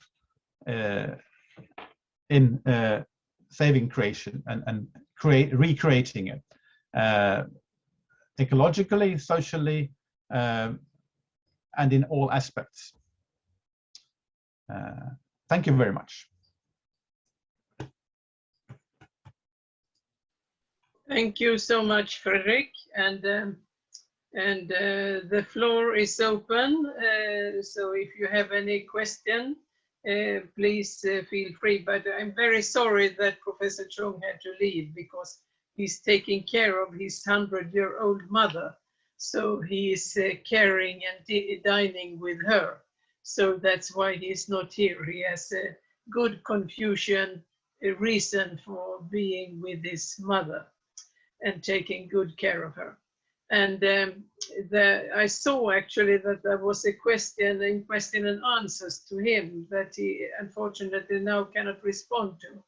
But maybe I can give it to you, Fredrik. And it was the question about Whitehead, the philosophy of Whitehead with the transcendent immanence that I know have been a point of dialogue between East and West. And maybe you could mention a little bit on how that fits together with Moltmann. That you talked about the immanence of the spirit in creation, and at the same time transcendence is present in creation, immanent and transcendent. And if you could comment on that question, although it's not yours, but it relates to your subject. Yes, thank you for challenging me with this question. I'm not that familiar with Whitehead, but I know that Whitehead has been published in Chinese in the PRC in the mainland, and I know that Chinese church theologians have been reading Whitehead and discussing. So it's definitely Whitehead has been on the topic in Chinese theological circles, definitely. How it would work together with the kind of process thought. I mean, the issue of immanent transcendence is, I would say, disputed or discussed very much also in Confucian circles. It's not a sort of a single idea around it, and it's been very much part of the debate between philosophies. Is there a need for a transcendence in Confucianism? When did this discussion start? Is it because of dialogue with Christianity and so on? But I'm sure that Whitehead's process thought could be useful in a dialogue. But I'm not sure if there is any concrete or particular direct answer to the question. No, thank you very much, Fredrik. Is there anyone else who would like to share a comment or question?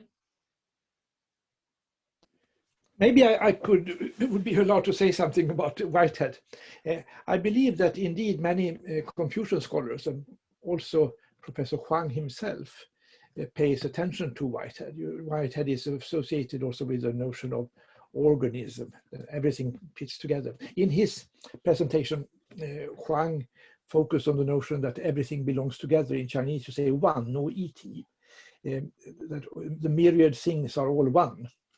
And I think when Chinese scholars who are educated in this tradition, when they come to hear about Whitehead, they immediately feel some affinity. Then, not least, the great Joseph Needham, Li Yuese, was almost a student of Whitehead's, and he worshipped Whitehead. And of course, Needham's interpretation of the Taoist tradition was heavily influenced by Whitehead and his philosophical thought. I think via Needham, Whitehead has also come to play a significant role in Chinese intellectual life, but not least among so-called new Confucians. I think there is a great appreciation for, respect for the thought of Whitehead. And then, of course, Whitehead is also became known as a name very early in China as the co-author of the Principia Mathematica with Bertrand Russell, a work which, of course, attracted attention in China also at a very early stage. Thank you, Professor Torbjörn. Frederick, is there anything you would like to say on what your hope is for the cooperation between China and Europe in finding ecological cultures and ecological civilizations that can rescue the world? Oh, many things to say and many thoughts, of course. What I shared today was my rather personal reflection on the the issue of hope and what's driving us to take part and to be active in this kind of dialogue. And I think that perspective is important, whether we talk about God or what we see. But I think Moltmann's sort of perspective on this is important. There is a possibility we are co-creators in this sense, and that could be useful, I think, for different sides and perspectives. Certainly, we do need to have a dialogue between Chinese civilization and Western civilization. That is essential, regardless of political or other barriers or differences. That I find absolutely essential, and perhaps also the perspective of the interrelational perspective. I mean, we are basically human beings, and our challenges are similar, even if we have a cultural layer of tradition and of language and relation, sort of direct personal relational traditions, etc. The basic human needs and the basic human ideas are shared by everyone, and we need to recognize the differences, but we need to also find our similarities, and then it's helpful to try each other's perspectives. I mean, look at Moltmann, look at ecological civilization, or look at Confucianism in that sense, and finding the bridges and finding the common points, but foremost to continue talk, to continue to relate to each other, and share like we do today. I think that's very important. I mean, we might not fathom or gather everything, but I think it's essential that we do talk about these things and not just use a presupposed set of thoughts, or this is how we do it, this is how we do it. This is sort of we need to have a dialogical perspective. Thank you very much. And now I give the word to Torbjörn, if you want to give us space to stretch our legs and say thank you so much to Frederick for being with us and sharing with us. Jaime will be with us until 12:30. So I see.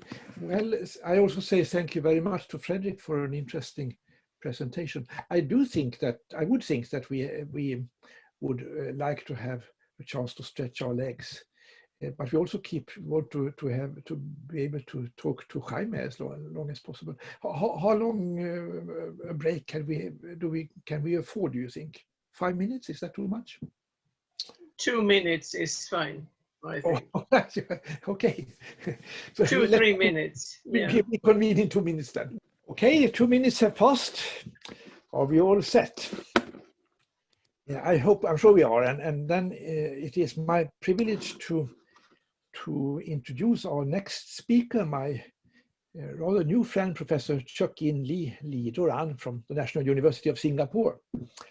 Professor Lee is a specialist in Chinese history and thought. He is currently academic convener of the minor in China Studies program at the Faculty of Arts and Social Sciences at the National University of Singapore. And he is also an adjunct professor of Nanjing University, of Wuhan University and Hubei University in China, as well as of University Brunei Darussalam. Apologies for my totally ignorant pronunciation. Personally, I have been fortunate to get to know and cooperate with Professor Lee as a member of the board of the International Council for Philosophy and Human Sciences, CIPS, which is part of UNESCO. So now basically I want to give the floor to Professor Lee. The title of his presentation today is Living in Harmony with Nature, Ancient Chinese Perspectives. Please, Professor Lee. Thank you, Professor Torbjörn. Okay, well, my presentation today is we are looking back at Asian Chinese thought. But of course, the past and the present are connected, and the present and the future are also connected. So we cannot ignore the past. So I'm talking about the understanding of how we're going to live in harmony with nature in Asian Chinese thought. So before I start, let me share my screen.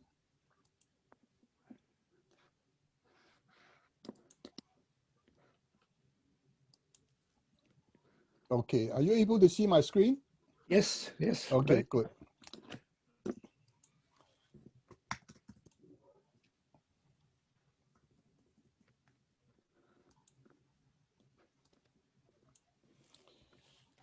Okay, my topic is about Asian Chinese perspectives on understanding living in harmony with nature.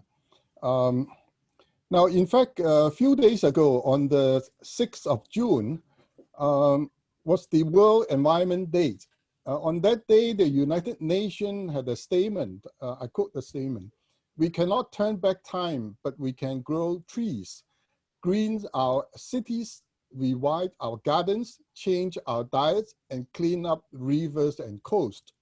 We are the generation that can make peace with nature." Well, the United Nations, of course, remind us to reimagine, recreate, and restore our nature. So that is the World Environment Day. So, well, how we are going to make peace with nature? In fact, in Asian Chinese philosophy, many years ago, the Asian Chinese, they already have this understanding that man, having evolved from nature, should continuously seek to understand, learn, and live in harmony with the principles and laws of nature. So the principles and laws of nature, of course, in Asian Chinese understanding, is the Tao, the way of the universe, the way, the principle, or the way of the universe or nature. Now, in fact, this understanding of living in harmony with nature is also related to the Confucian understanding that you have to take good care of yourself as part of this living in harmony with nature. So in Confucian philosophy, the great master once said, your physical body, hair, and skin are inherited from your parents. Not allowing anything to do injury to you is where filial piety begins. So filial piety, this doesn't mean you only take good care of your parents, but also you have to take good care of yourself. And this taking good care of yourself is your small universe inside yourself. So of course, you yourself and your body, and you yourself and the outside world is the two different levels of living in harmony with nature.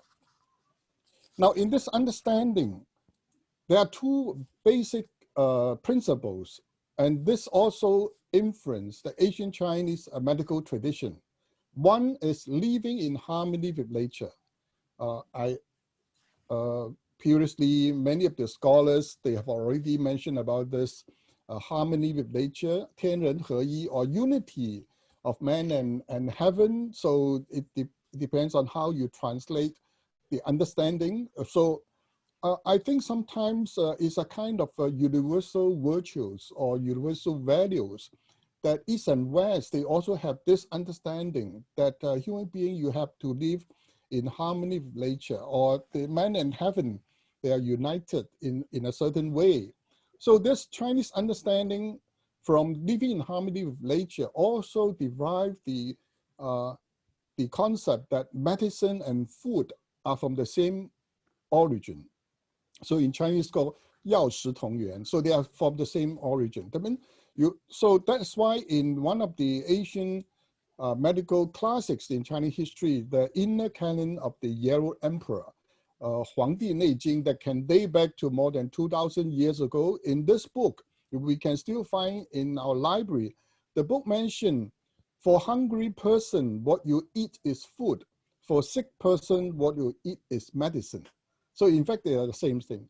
So it can be food, it can be medicine, depends on whether you are well or whether you are sick. So food and medicine are from the same origin in this Asian Chinese understanding.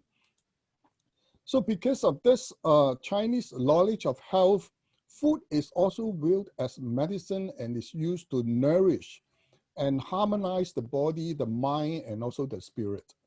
So all foods have a distinct energy and characteristic properties that either help to balance our bodies and make us healthy, or it can create imbalances, which ultimately result in sickness. So that means food, of course, if you are taking in a good way, it will balance your bodies, balance the energies in your body. If you are taking in not a correct way, it will create imbalances. So understanding this food energetic system is an important way of living in harmony with nature in Asian Chinese thought. So also I quote this Asian Chinese medical text, the Inner Canon of the Yellow Emperor. In fact, this is the first Chinese medical text that even nowadays all the traditional TCM, traditional Chinese medical practitioner, they have to study. It's the basic classic. So it's also called the classic of internal medicine. In this book, the book mentioned about the key to a long, healthy life is to follow the Tao. That means follow the course of nature, to follow the natural way of the universe.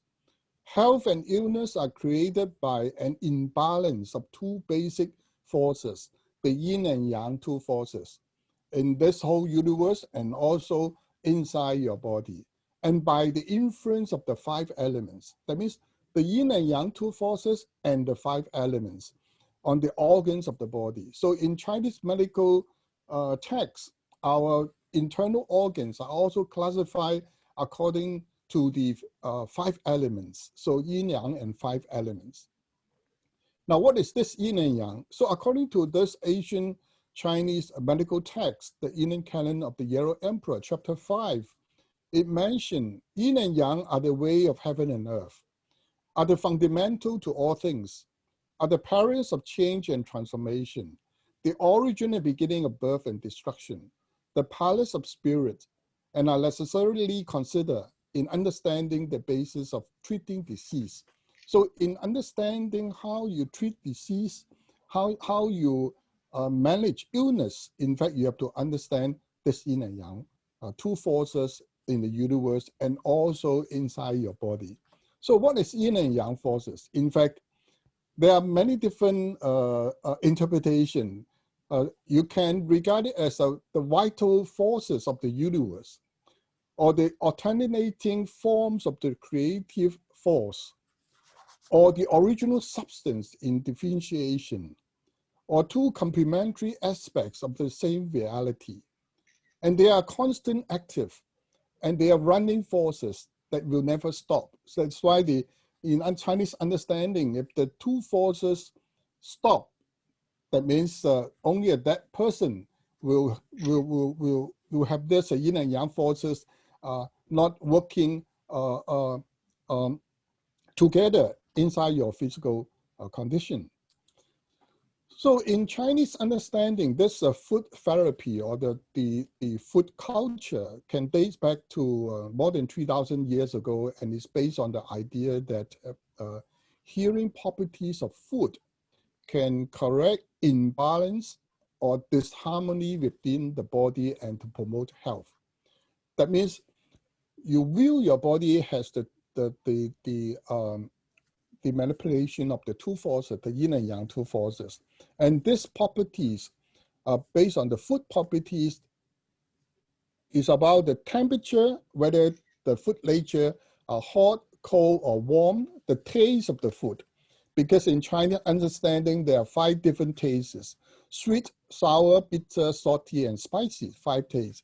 And also the nature of the food, and also energetic action as a result of a specific food consumption that will influence the nature of the food and also the harmony of the physical body.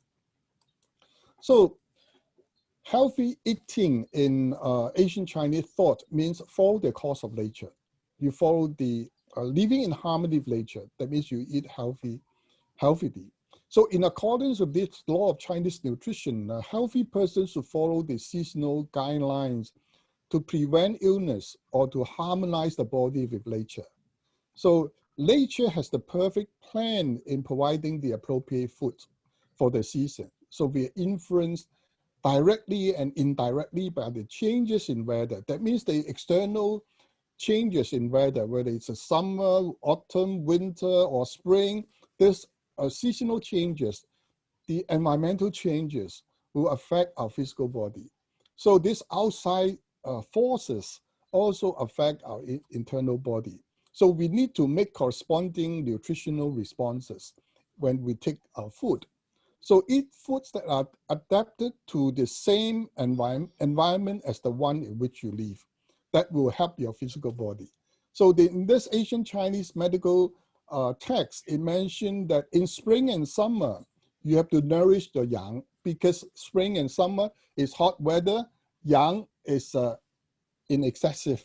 Because yang is in excessive, that means you have to nourish yang so that it won't affect the balance of the yin and yang forces in your body. So in autumn and winter, you nourish yin, because autumn and winter, yin is in excessive. So in order to balance the outside force and the inside forces in your body, so you have to nourish the yin. So that is the advice for the medical practitioner. Now, healthy eating means to follow the course of nature. That means you also eat seasonally. That means our body follows the course of nature, follows the seasonal changes. For example, during winter, our bodies are more inactive and focus on staying warm. So that is why root vegetables, because they are related to the winter season, are warming and help to insulate our body from the cold. And during summer, our bodies are more active and must focus on cooling down our body so that the heat will not influence our body. So more seasonal vegetables and fruit available during the summer will be cooling and also help our body to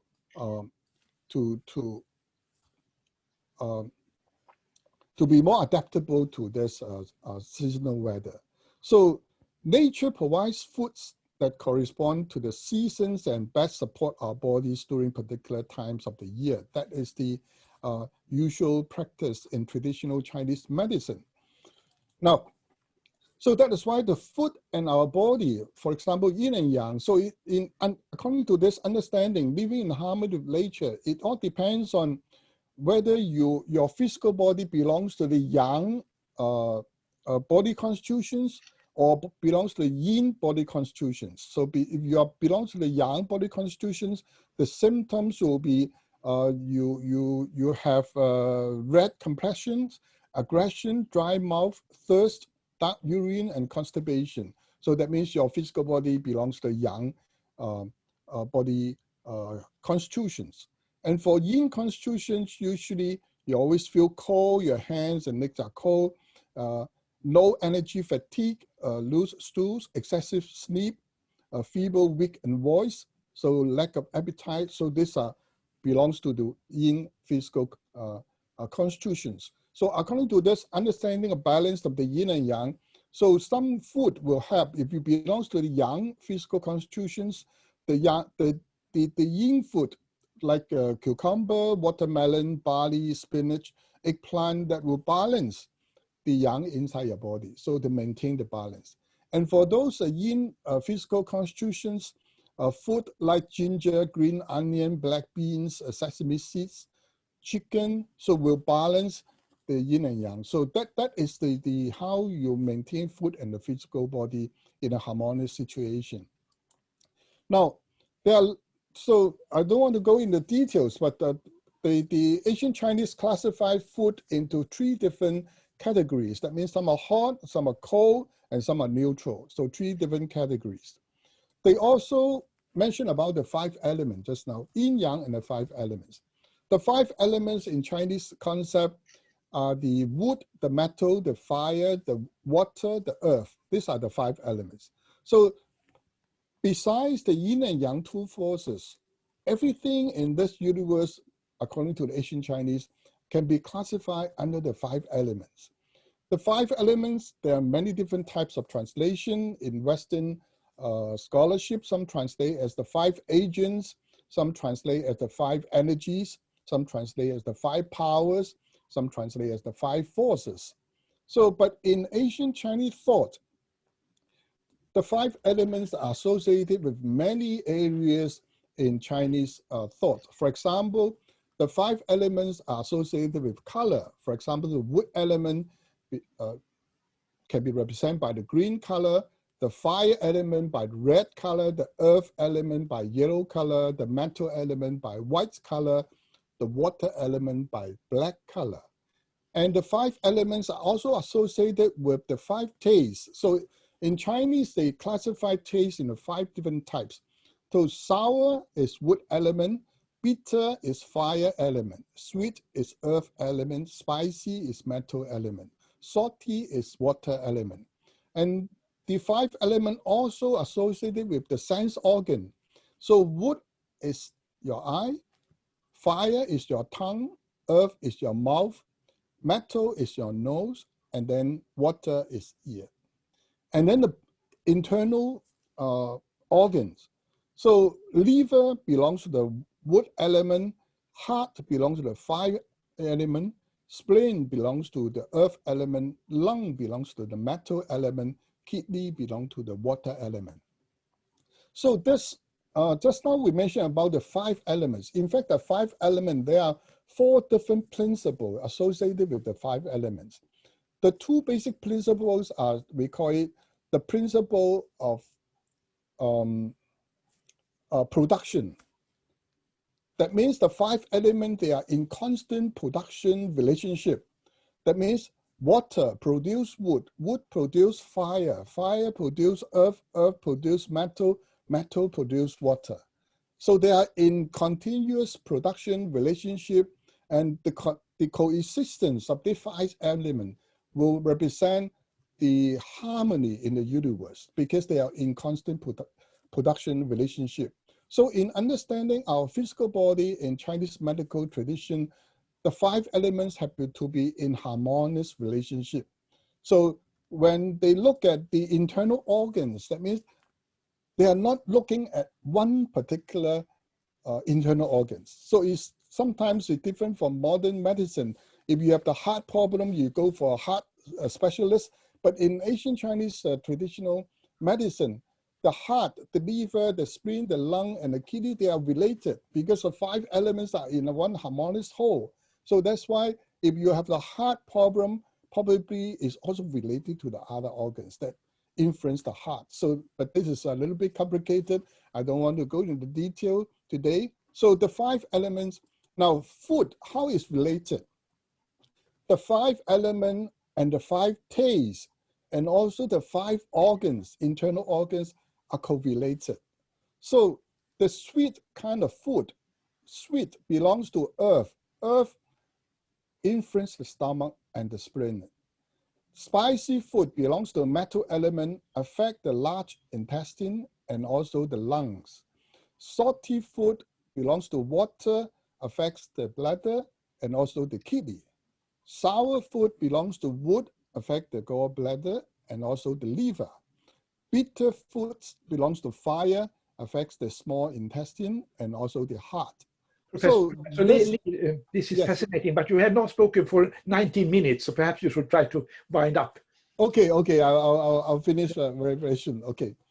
Now, so I don't want to go into details, but okay, so that's why, so all different kind of tastes, in fact, it will have a special effect on our physical body. So that is how 5 elements are related to the how we are living in harmony with nature. That means the kind of food we take based on the taste and based on the yin and yang properties. So in Chinese medical understanding, 500 years ago, in fact, one of the very famous Chinese medical practitioner, his name is called Gao Lian. He had, I quote, "It is man himself, not heaven, who governs his life, and he who abuses himself dies young. And while he who takes good care of himself enjoys a long life." A long life, that means you take good care of yourself. This is also a kind of Confucian understanding that if you take good care of yourself, not only that means you are filial to your parents, but also you can live long life. So prevention is better than cure in Chinese medical tradition. So living in harmony with nature, that means harmonizing our food with nature, play a very important part in Chinese culture. So for example, in many of the Chinese medical texts, for example, this Chinese Material Medica put down many of the examples. What kind of food you eat will affect your body. For example, sesame, or any. Sometimes it will harmonize it will create qi in your body and also get rid of the wind and headache. Or this, for example, walnuts. On the other hand, they're good moisturizing our skin and also promoting the growth of black hair. So these are how food and body are related. So based on this understanding, living in harmony with nature from the Chinese food therapy, I think eating wisely to enhance your physical health and immune system will be the advice for everybody today during this epidemic crisis. Thank you.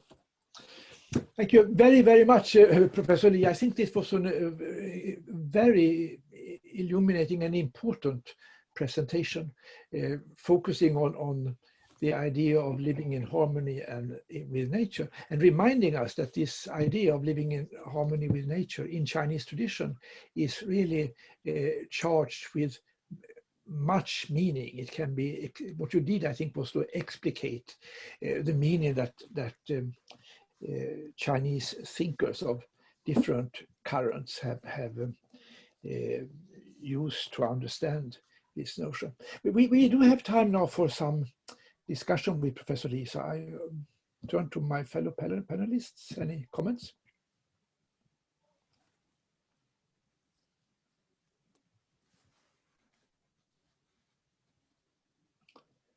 Then I would like to turn also to Karin about our procedures here. According to the original timetable, we can go on until 1:15. Now in the app, since Professor Northcott could not take part, we have a little more time than expected. It's sad that Professor Northcott did not show up, but it gives us more time. I would suggest, but do you think this is a good idea, that we now take a short break? Perhaps, would you be willing, Karin, to extend the break to 3 minutes even? Yes. And then reconvene and discuss the whole webinar. Is that Thank you, Professor Lee, for this you. most interesting to get this holistic view of the food.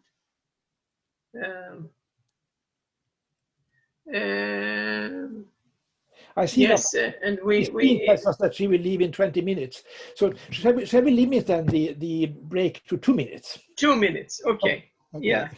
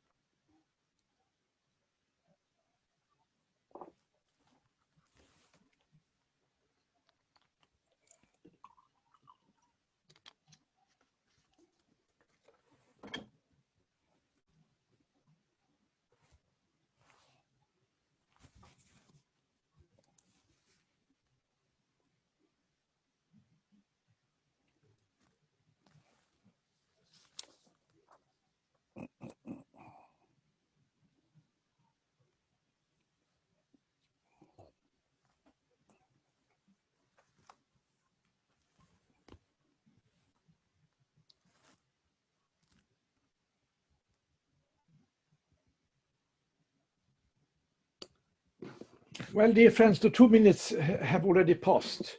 So shall we then have our concluding discussion? I think it's Karin who coined the word listeners to 3 of the participants today who have been listening, especially attentively. They have been members of our organization committee, and we have asked them in advance to prepare some general comments on the discussion that has taken place. These three are Per and Birgitta Larsson, good friends of Christine Laws, I know, and Annika Vereen, another good friend. So may I begin by turning to Per? Would you like to make some comments? Yeah, it is great to be part of this today, and certainly I feel that so many interesting thoughts have been brought forward, and I think this has been a very good starting point for something which I hope in some way could continue. And well, I am a priest of Church of Sweden and had been living in Hong Kong quite a long time. And that's when I met with both Christine Law and Torbjörn Lodén. And I have been working with ecological theology afterwards as a retired person here in Sweden, and part of a group of concerned natural scientists and theologians who try to form a common worldview about these things. So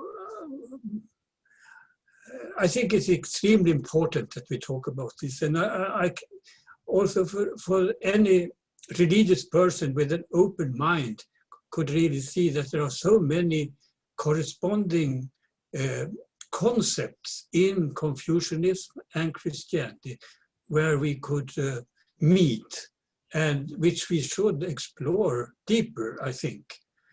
Such concepts as Ren and Li and Shi. I mean, immediately a Christian would think about the Holy Spirit, and so there are, and lots of other things which have been mentioned today. I would concentrate on just one line of thought which has been brought forward from the beginning till the end, actually in all the contributions today. And Professor Huang started to talk about how we have to move from a concentration on man, what would we call it in English? Anthropocentricity, we say in Swedish, anthropocentrism, yes. To ecocentrism. He started off by saying that, and also the Professor Lee ended by talking about living in harmony with nature. And I think this is something that we need to have a real change in the mindset of people if we shall manage to save the planet or humankind. Generally, I have a feeling that we, like so many people, think that we have a lot of time to change, and I am a bit afraid of hearing 2060 to be the peak for China, when Sweden would have the year 2030, I think, when we should peak with our emissions, and then it must come down. Because I don't think we have it. IPCC and Greta, they say we have 10 years. We wouldn't have that time. And I see this in the Swedish discussion in general from all our politicians, that they take that it's not that we have a lot of time for change, but that's a general thing. What I think is this line of thought which comes back, and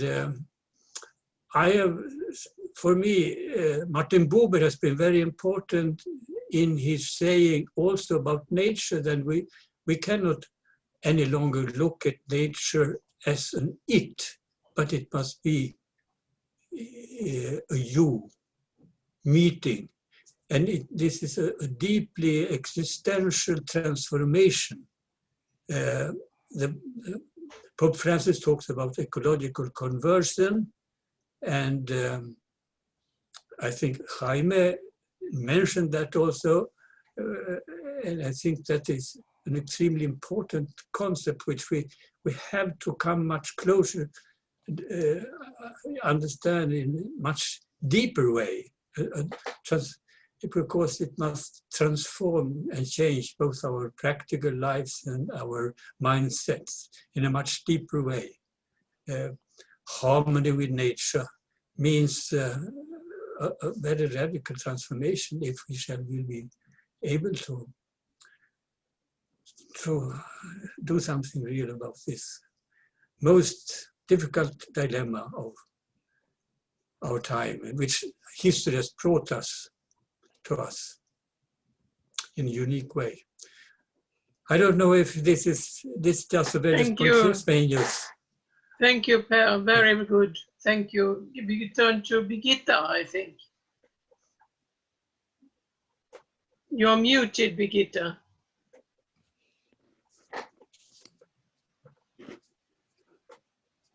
You're muted. I try to unmute myself. Now, can you hear me? Yes. Sure. Yeah. East is east and west is west, and now the two must meet. That was the heading of a very important and timely article yesterday in one of our important newspapers in Sweden, Daily News. And actually, Professor Lodén was also quoted in that article. But it had to do, of course, that we need to meet each other and to learn about each other. And that is, of course, exactly what we are trying to do during these intense 3 hours. And it's difficult to try to summarize anything, and I'm not trying to do that. We have met with the same, or we meet here with the same anxiety over the destruction of planet Earth and our different attempts to find ways to achieve a possible ecological culture out of different philosophical and religious backgrounds. But we have the same engagement and the same message. Of course, Christian law talks about humans are to live in harmony with one another through having proper relations and civility and with Earth, and with a great example of how the great nation of China tried to implement this. And at the same time, we hear Jaime saying that the Christian contribution to an ecological culture has to do with the spiritual and theological insight, or from Christian point of view, it is the spiritual and theological insights. They are humility, gratefulness, wisdom, and simplicity. Strategies for solution demand an integral approach to combating poverty, restoring dignity to the excluded, and at the same time protecting nature. Very down to earth, very personal, and at the same of the same importance and as building a theological or ecological civilization. So this is what we will have to continue to work on. And I'm not going to try to summarize anymore. Thank you very much, Birgitta, for thoughtful comments. And then our final, as it were, listener, Annika, would you also like to make some comments? You are muted. You are muted, Annika. Sorry, just to say that I moved house yesterday, so my life has been kind of in an uproar, or in an earth shake, more or less. But anyway, I think there have been very many contributions to a very interesting discussion today from very many different angles. And I would hope that, and this is maybe the main thing that I would like to say, that this discussion can somehow continue. And maybe that we should take up that point before we part today. How can this talk continue and be even more deepened? I think some of the inputs or lectures have shown the differences between East and West, between Chinese, so to say, thinking, traditional and modern, and Western. Sometimes I have interpreted a Qigong master in Chinese medicine, in medical Qigong, and it is not easy to try to convey sort of the meaning of this different Chinese world into Swedish or English. And so there are not barriers really, but great differences between our ways of looking at things. We have to accept that. But on the other hand, I think today's talks have shown also that there are so many aspects of our traditions that convene strangely in different ways. And it would be very interesting, I think, and an important thing to try to develop those thoughts and to continue again this discussion, to deepen it, and to, in a very dialogical way, trying to listen to the other part and what is actually being said, and to understand from the other person's point of view. So there are differences, but there are also, I think, many ways that we could continue this discussion. I was out for a small biking tour this morning, and I went to the seashore. Both Anna, Karin and myself are in a little town north of Stockholm on the sea. And it was a beautiful early summer morning with seagulls and terns and sea ducks of all kinds, having their good life there, and a lot of noise of different kinds. And I thought of all the competence that all of these creatures have, but they don't have the competence. I mean, they can't mastermind the world, they can't rule the world. And God is in all of this creation, as we have said. However we define this aspect of life. God is in all this, but God is not going to fix it for us. So as human beings, this is our great responsibility to do something. And I think that our continued thinking and talking about these issues could be one way of taking on that responsibility. This is not very, I'm thinking as I talk now, I've not been able to prepare much at all. So I'm sorry if this is a bit haphazard, but thank you. Oh, very, very good, Annika. Now, Anna-Karin, what do you say? Do we give our panelists a chance to make some final remarks, perhaps? I think that's a very good thing to do. Yeah. Okay, we don't have many panelists left, I'm afraid, but who would like to start? We start with Christine. Yeah. Well, it's my privilege to spend some time with all of you, and I certainly took some perspective away. Well, I think one thing that we can all agree on is this conversation should continue. So I have one immediate idea, well, two ideas, whether this is something you would like to continue. I think and maybe some of you are aware that in Hong Kong, in one of our universities, the Chinese University of Hong Kong, that they have a Christian religious center there. They're hosting a discussion looking at the environment from a Christian perspective. So I think if you are interested, I could introduce them to you and you can have a dialogue, because if we want to continue to expand this discussion, it would be good to include people who are interested in the subject and will continue the discussion.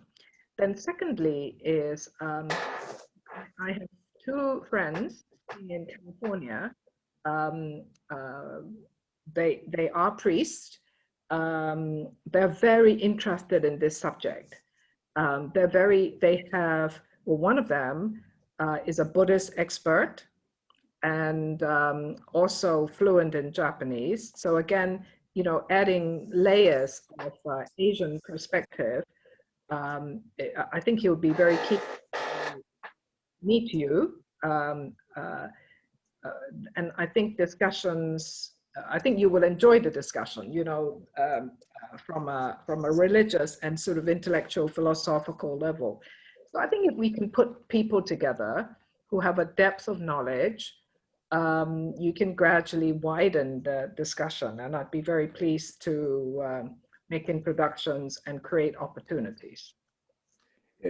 Since Christine will leave us very shortly, I think, may I intervene here a bit impolitely before we give the word to Professor Lee, and just tell you all that an organization that I mentioned at the outset, the International Council for Philosophy and Human Studies, has recently set up a China Cultures Academy. Last year, this organization organized an international webinar on the theme Cultural Traditions and Global Ethics. And I was asked to be the main organizer of this. There will be a follow-up to this conference, either in late November or early December this year. And the topic of this webinar will be Global Challenges and Global Ethics, the COVID-19 pandemic and the environmental crisis. It will be at least a 2-day conference. And I would very much hope that all of our panelists today will be interested in this conference. And also, please, Christine, if you could help us get in contact with your friends at the Chinese University, as well as the two priests, were they two in California? That would be very valuable. And I also hope that you will be interested in that conference. I just wanted to share this with you before you leave. Then shall we go on, Anna Karin, and ask Professor Lee to make some? Yes, of course. I just want to say thank you to Christine Law, and may God keep you well in keeping charge of both Europe and China. Well, we'll all work hard to make sure we can maintain many conversations and co-op. Thank you immensely. Thank you. Professor Lee. Okay, yes. I think I benefit from the different ideas shared by our speakers. And I think no matter what culture or religion you belong to, everybody has a part to play when we talk about this ecological crisis. So in Chinese Confucian understanding is that everything starts from the self. So self is the beginning of everything. But of course, just now, Professor Christine Low mentioned about the Chinese policy in environmental issues. Of course, that belongs the policy of the state. So of course, I'm a little bit optimistic about Chinese policy because we understand that in China, they have a target recently. The Chinese president always mentioned about the target of building the image of China as a responsible big country. Responsible big country, that means, well, in fact, it's an image China want to build up in this in the past 5 and 10 years. So if China continue to have this target, so then I think we can meet the targets set by international organizations, that every country play their part in keeping the world a safer place for our next generation. So of course, the government, the state have to do their part. And of course, in Chinese understanding, everybody have to play a part. Otherwise, we can't rely on only the government. So if everybody plays a part, then it will be a better world for our future generation. So I think that is when we talk about Eastern philosophy or Western philosophy, well, it all starts from the self, from our own self. I think that is quite important. So, and many of the values are universal. That means we share many of the values. No matter you are a Christian, you are a Catholic, you are a Chinese Confucian scholars. So I think many of the values are universal. So that is my observation. Thank you. Thank you very much, Professor Lee. And Karin, would you like to make some final remarks? No, we shall ask Fredrik first, I think. Oh, I'm so sorry. Yeah. Oh, I'm sorry. Yeah. So I'm still here. No, but I think I want to thank Professor Lee actually for bringing in the physical aspect of this matter, because you talked about yin and yang and eating and that aspect, and that leads me also on to the more personal. We talk here about philosophies and theologies, and on a rather theoretical level, so to say. But I think we should also bring in the implications, the actions, and the link between theory and practice, so to say, in a second or third step of this kind of. The theoretical perspective is very important because that's where we can get the nurturing for our actions, so to say, the impetus for what we do. But I think we need to bring this together in a different way for the next time. But very fruitful start, I think. Thank you. And then Karin, maybe it's your time, your turn. Thank you so much, Torbjörn. Contemplation without action is meaningless. Action without contemplation is empty. That will be my final words. Okay, very brief and succinct. Wonderful, Anna-Karin. May I also say a few words? I will be a little more verbose, perhaps, but I'll try to be as brief as I can. I would like to start on a rather pessimistic note, but hopefully end on a somewhat more optimistic note. First of all, I would like to say that although I'm not a specialist on environmental issues at all, I have over the years become convinced that especially climate change poses an imminent threat to the world, to humankind, and that we are running out of time. The Paris Accord gave reason for some optimism, but not even the Northern European countries, not even Sweden, manages to live up to the targets, I think, set up by the Paris Accord, let alone the US or China. China in this regard has special difficulties, we must recognize, because they entered the industrialization process so much later. And they also want to industrialize and become rich and wealthy, and they are behind us. So it's very difficult for them. But from a global point of view, we are too slow.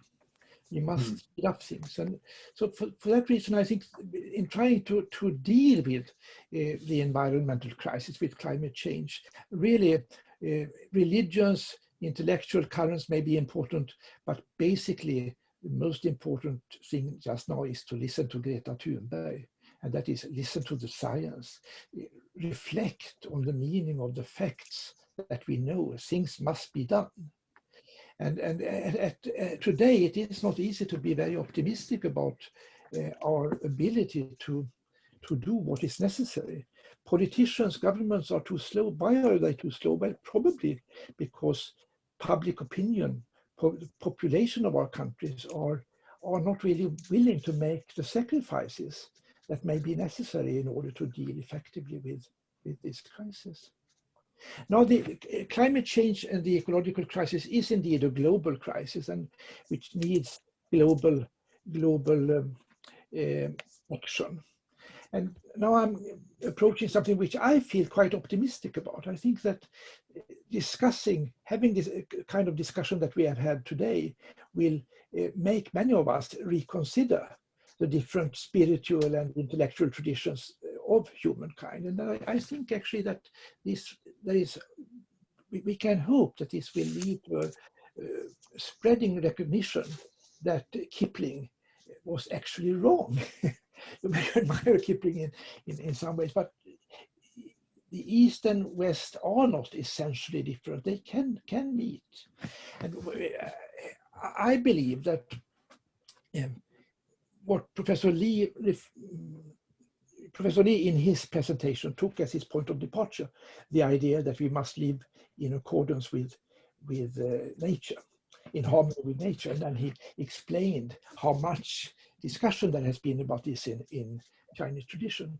I think this is true, and maybe we have forgotten to do that. And for me, then the dividing line here is not between different creeds or traditions, but really modernity and modernization.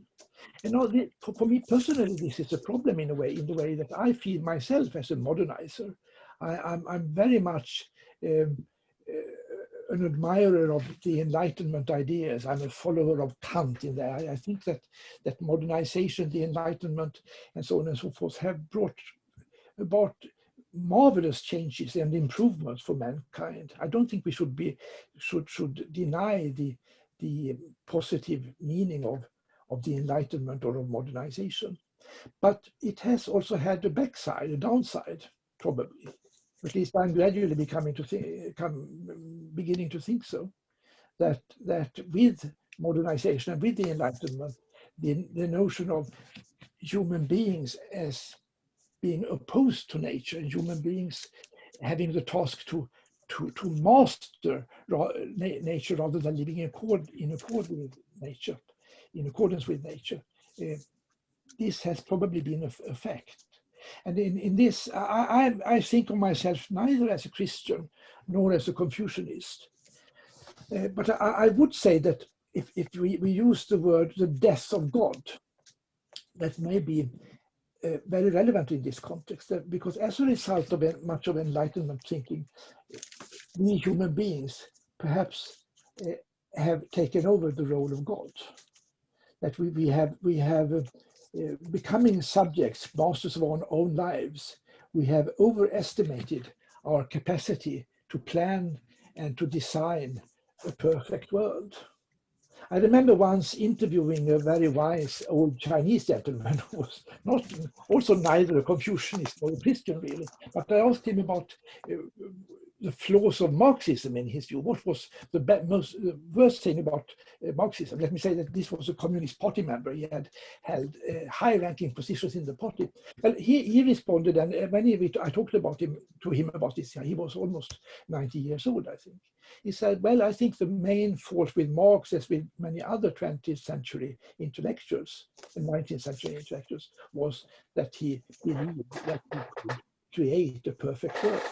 There was too little skepticism. There was too little humility. Who mentioned humility? I think it was Jaime who had this wonderful table of virtues and sins. So I think this is something we must get back to, that although we may appreciate the Enlightenment, we may think of modernization as bringing fantastic improvements for human life. Still, we must critically re-examine this aspect of the Enlightenment. Thank you, Torbjörn. In accord with nature. I think we have now moved to the end, to the close. And I would say a big thank you to Torbjörn also for allowing us to convene today in Stockholm China Center, and for your forward-looking critique of modernity and the time frame we have, that it's now hasting to do something about the healing of the world. And humility will help us all. Thank you very much to all of you. Time is up, I see. I didn't look at the watch. But thank you so much. And let us make this the beginning of something, which I think is very meaningful. Thank you. Thank you. Thank you all. Thank you. Bye-bye.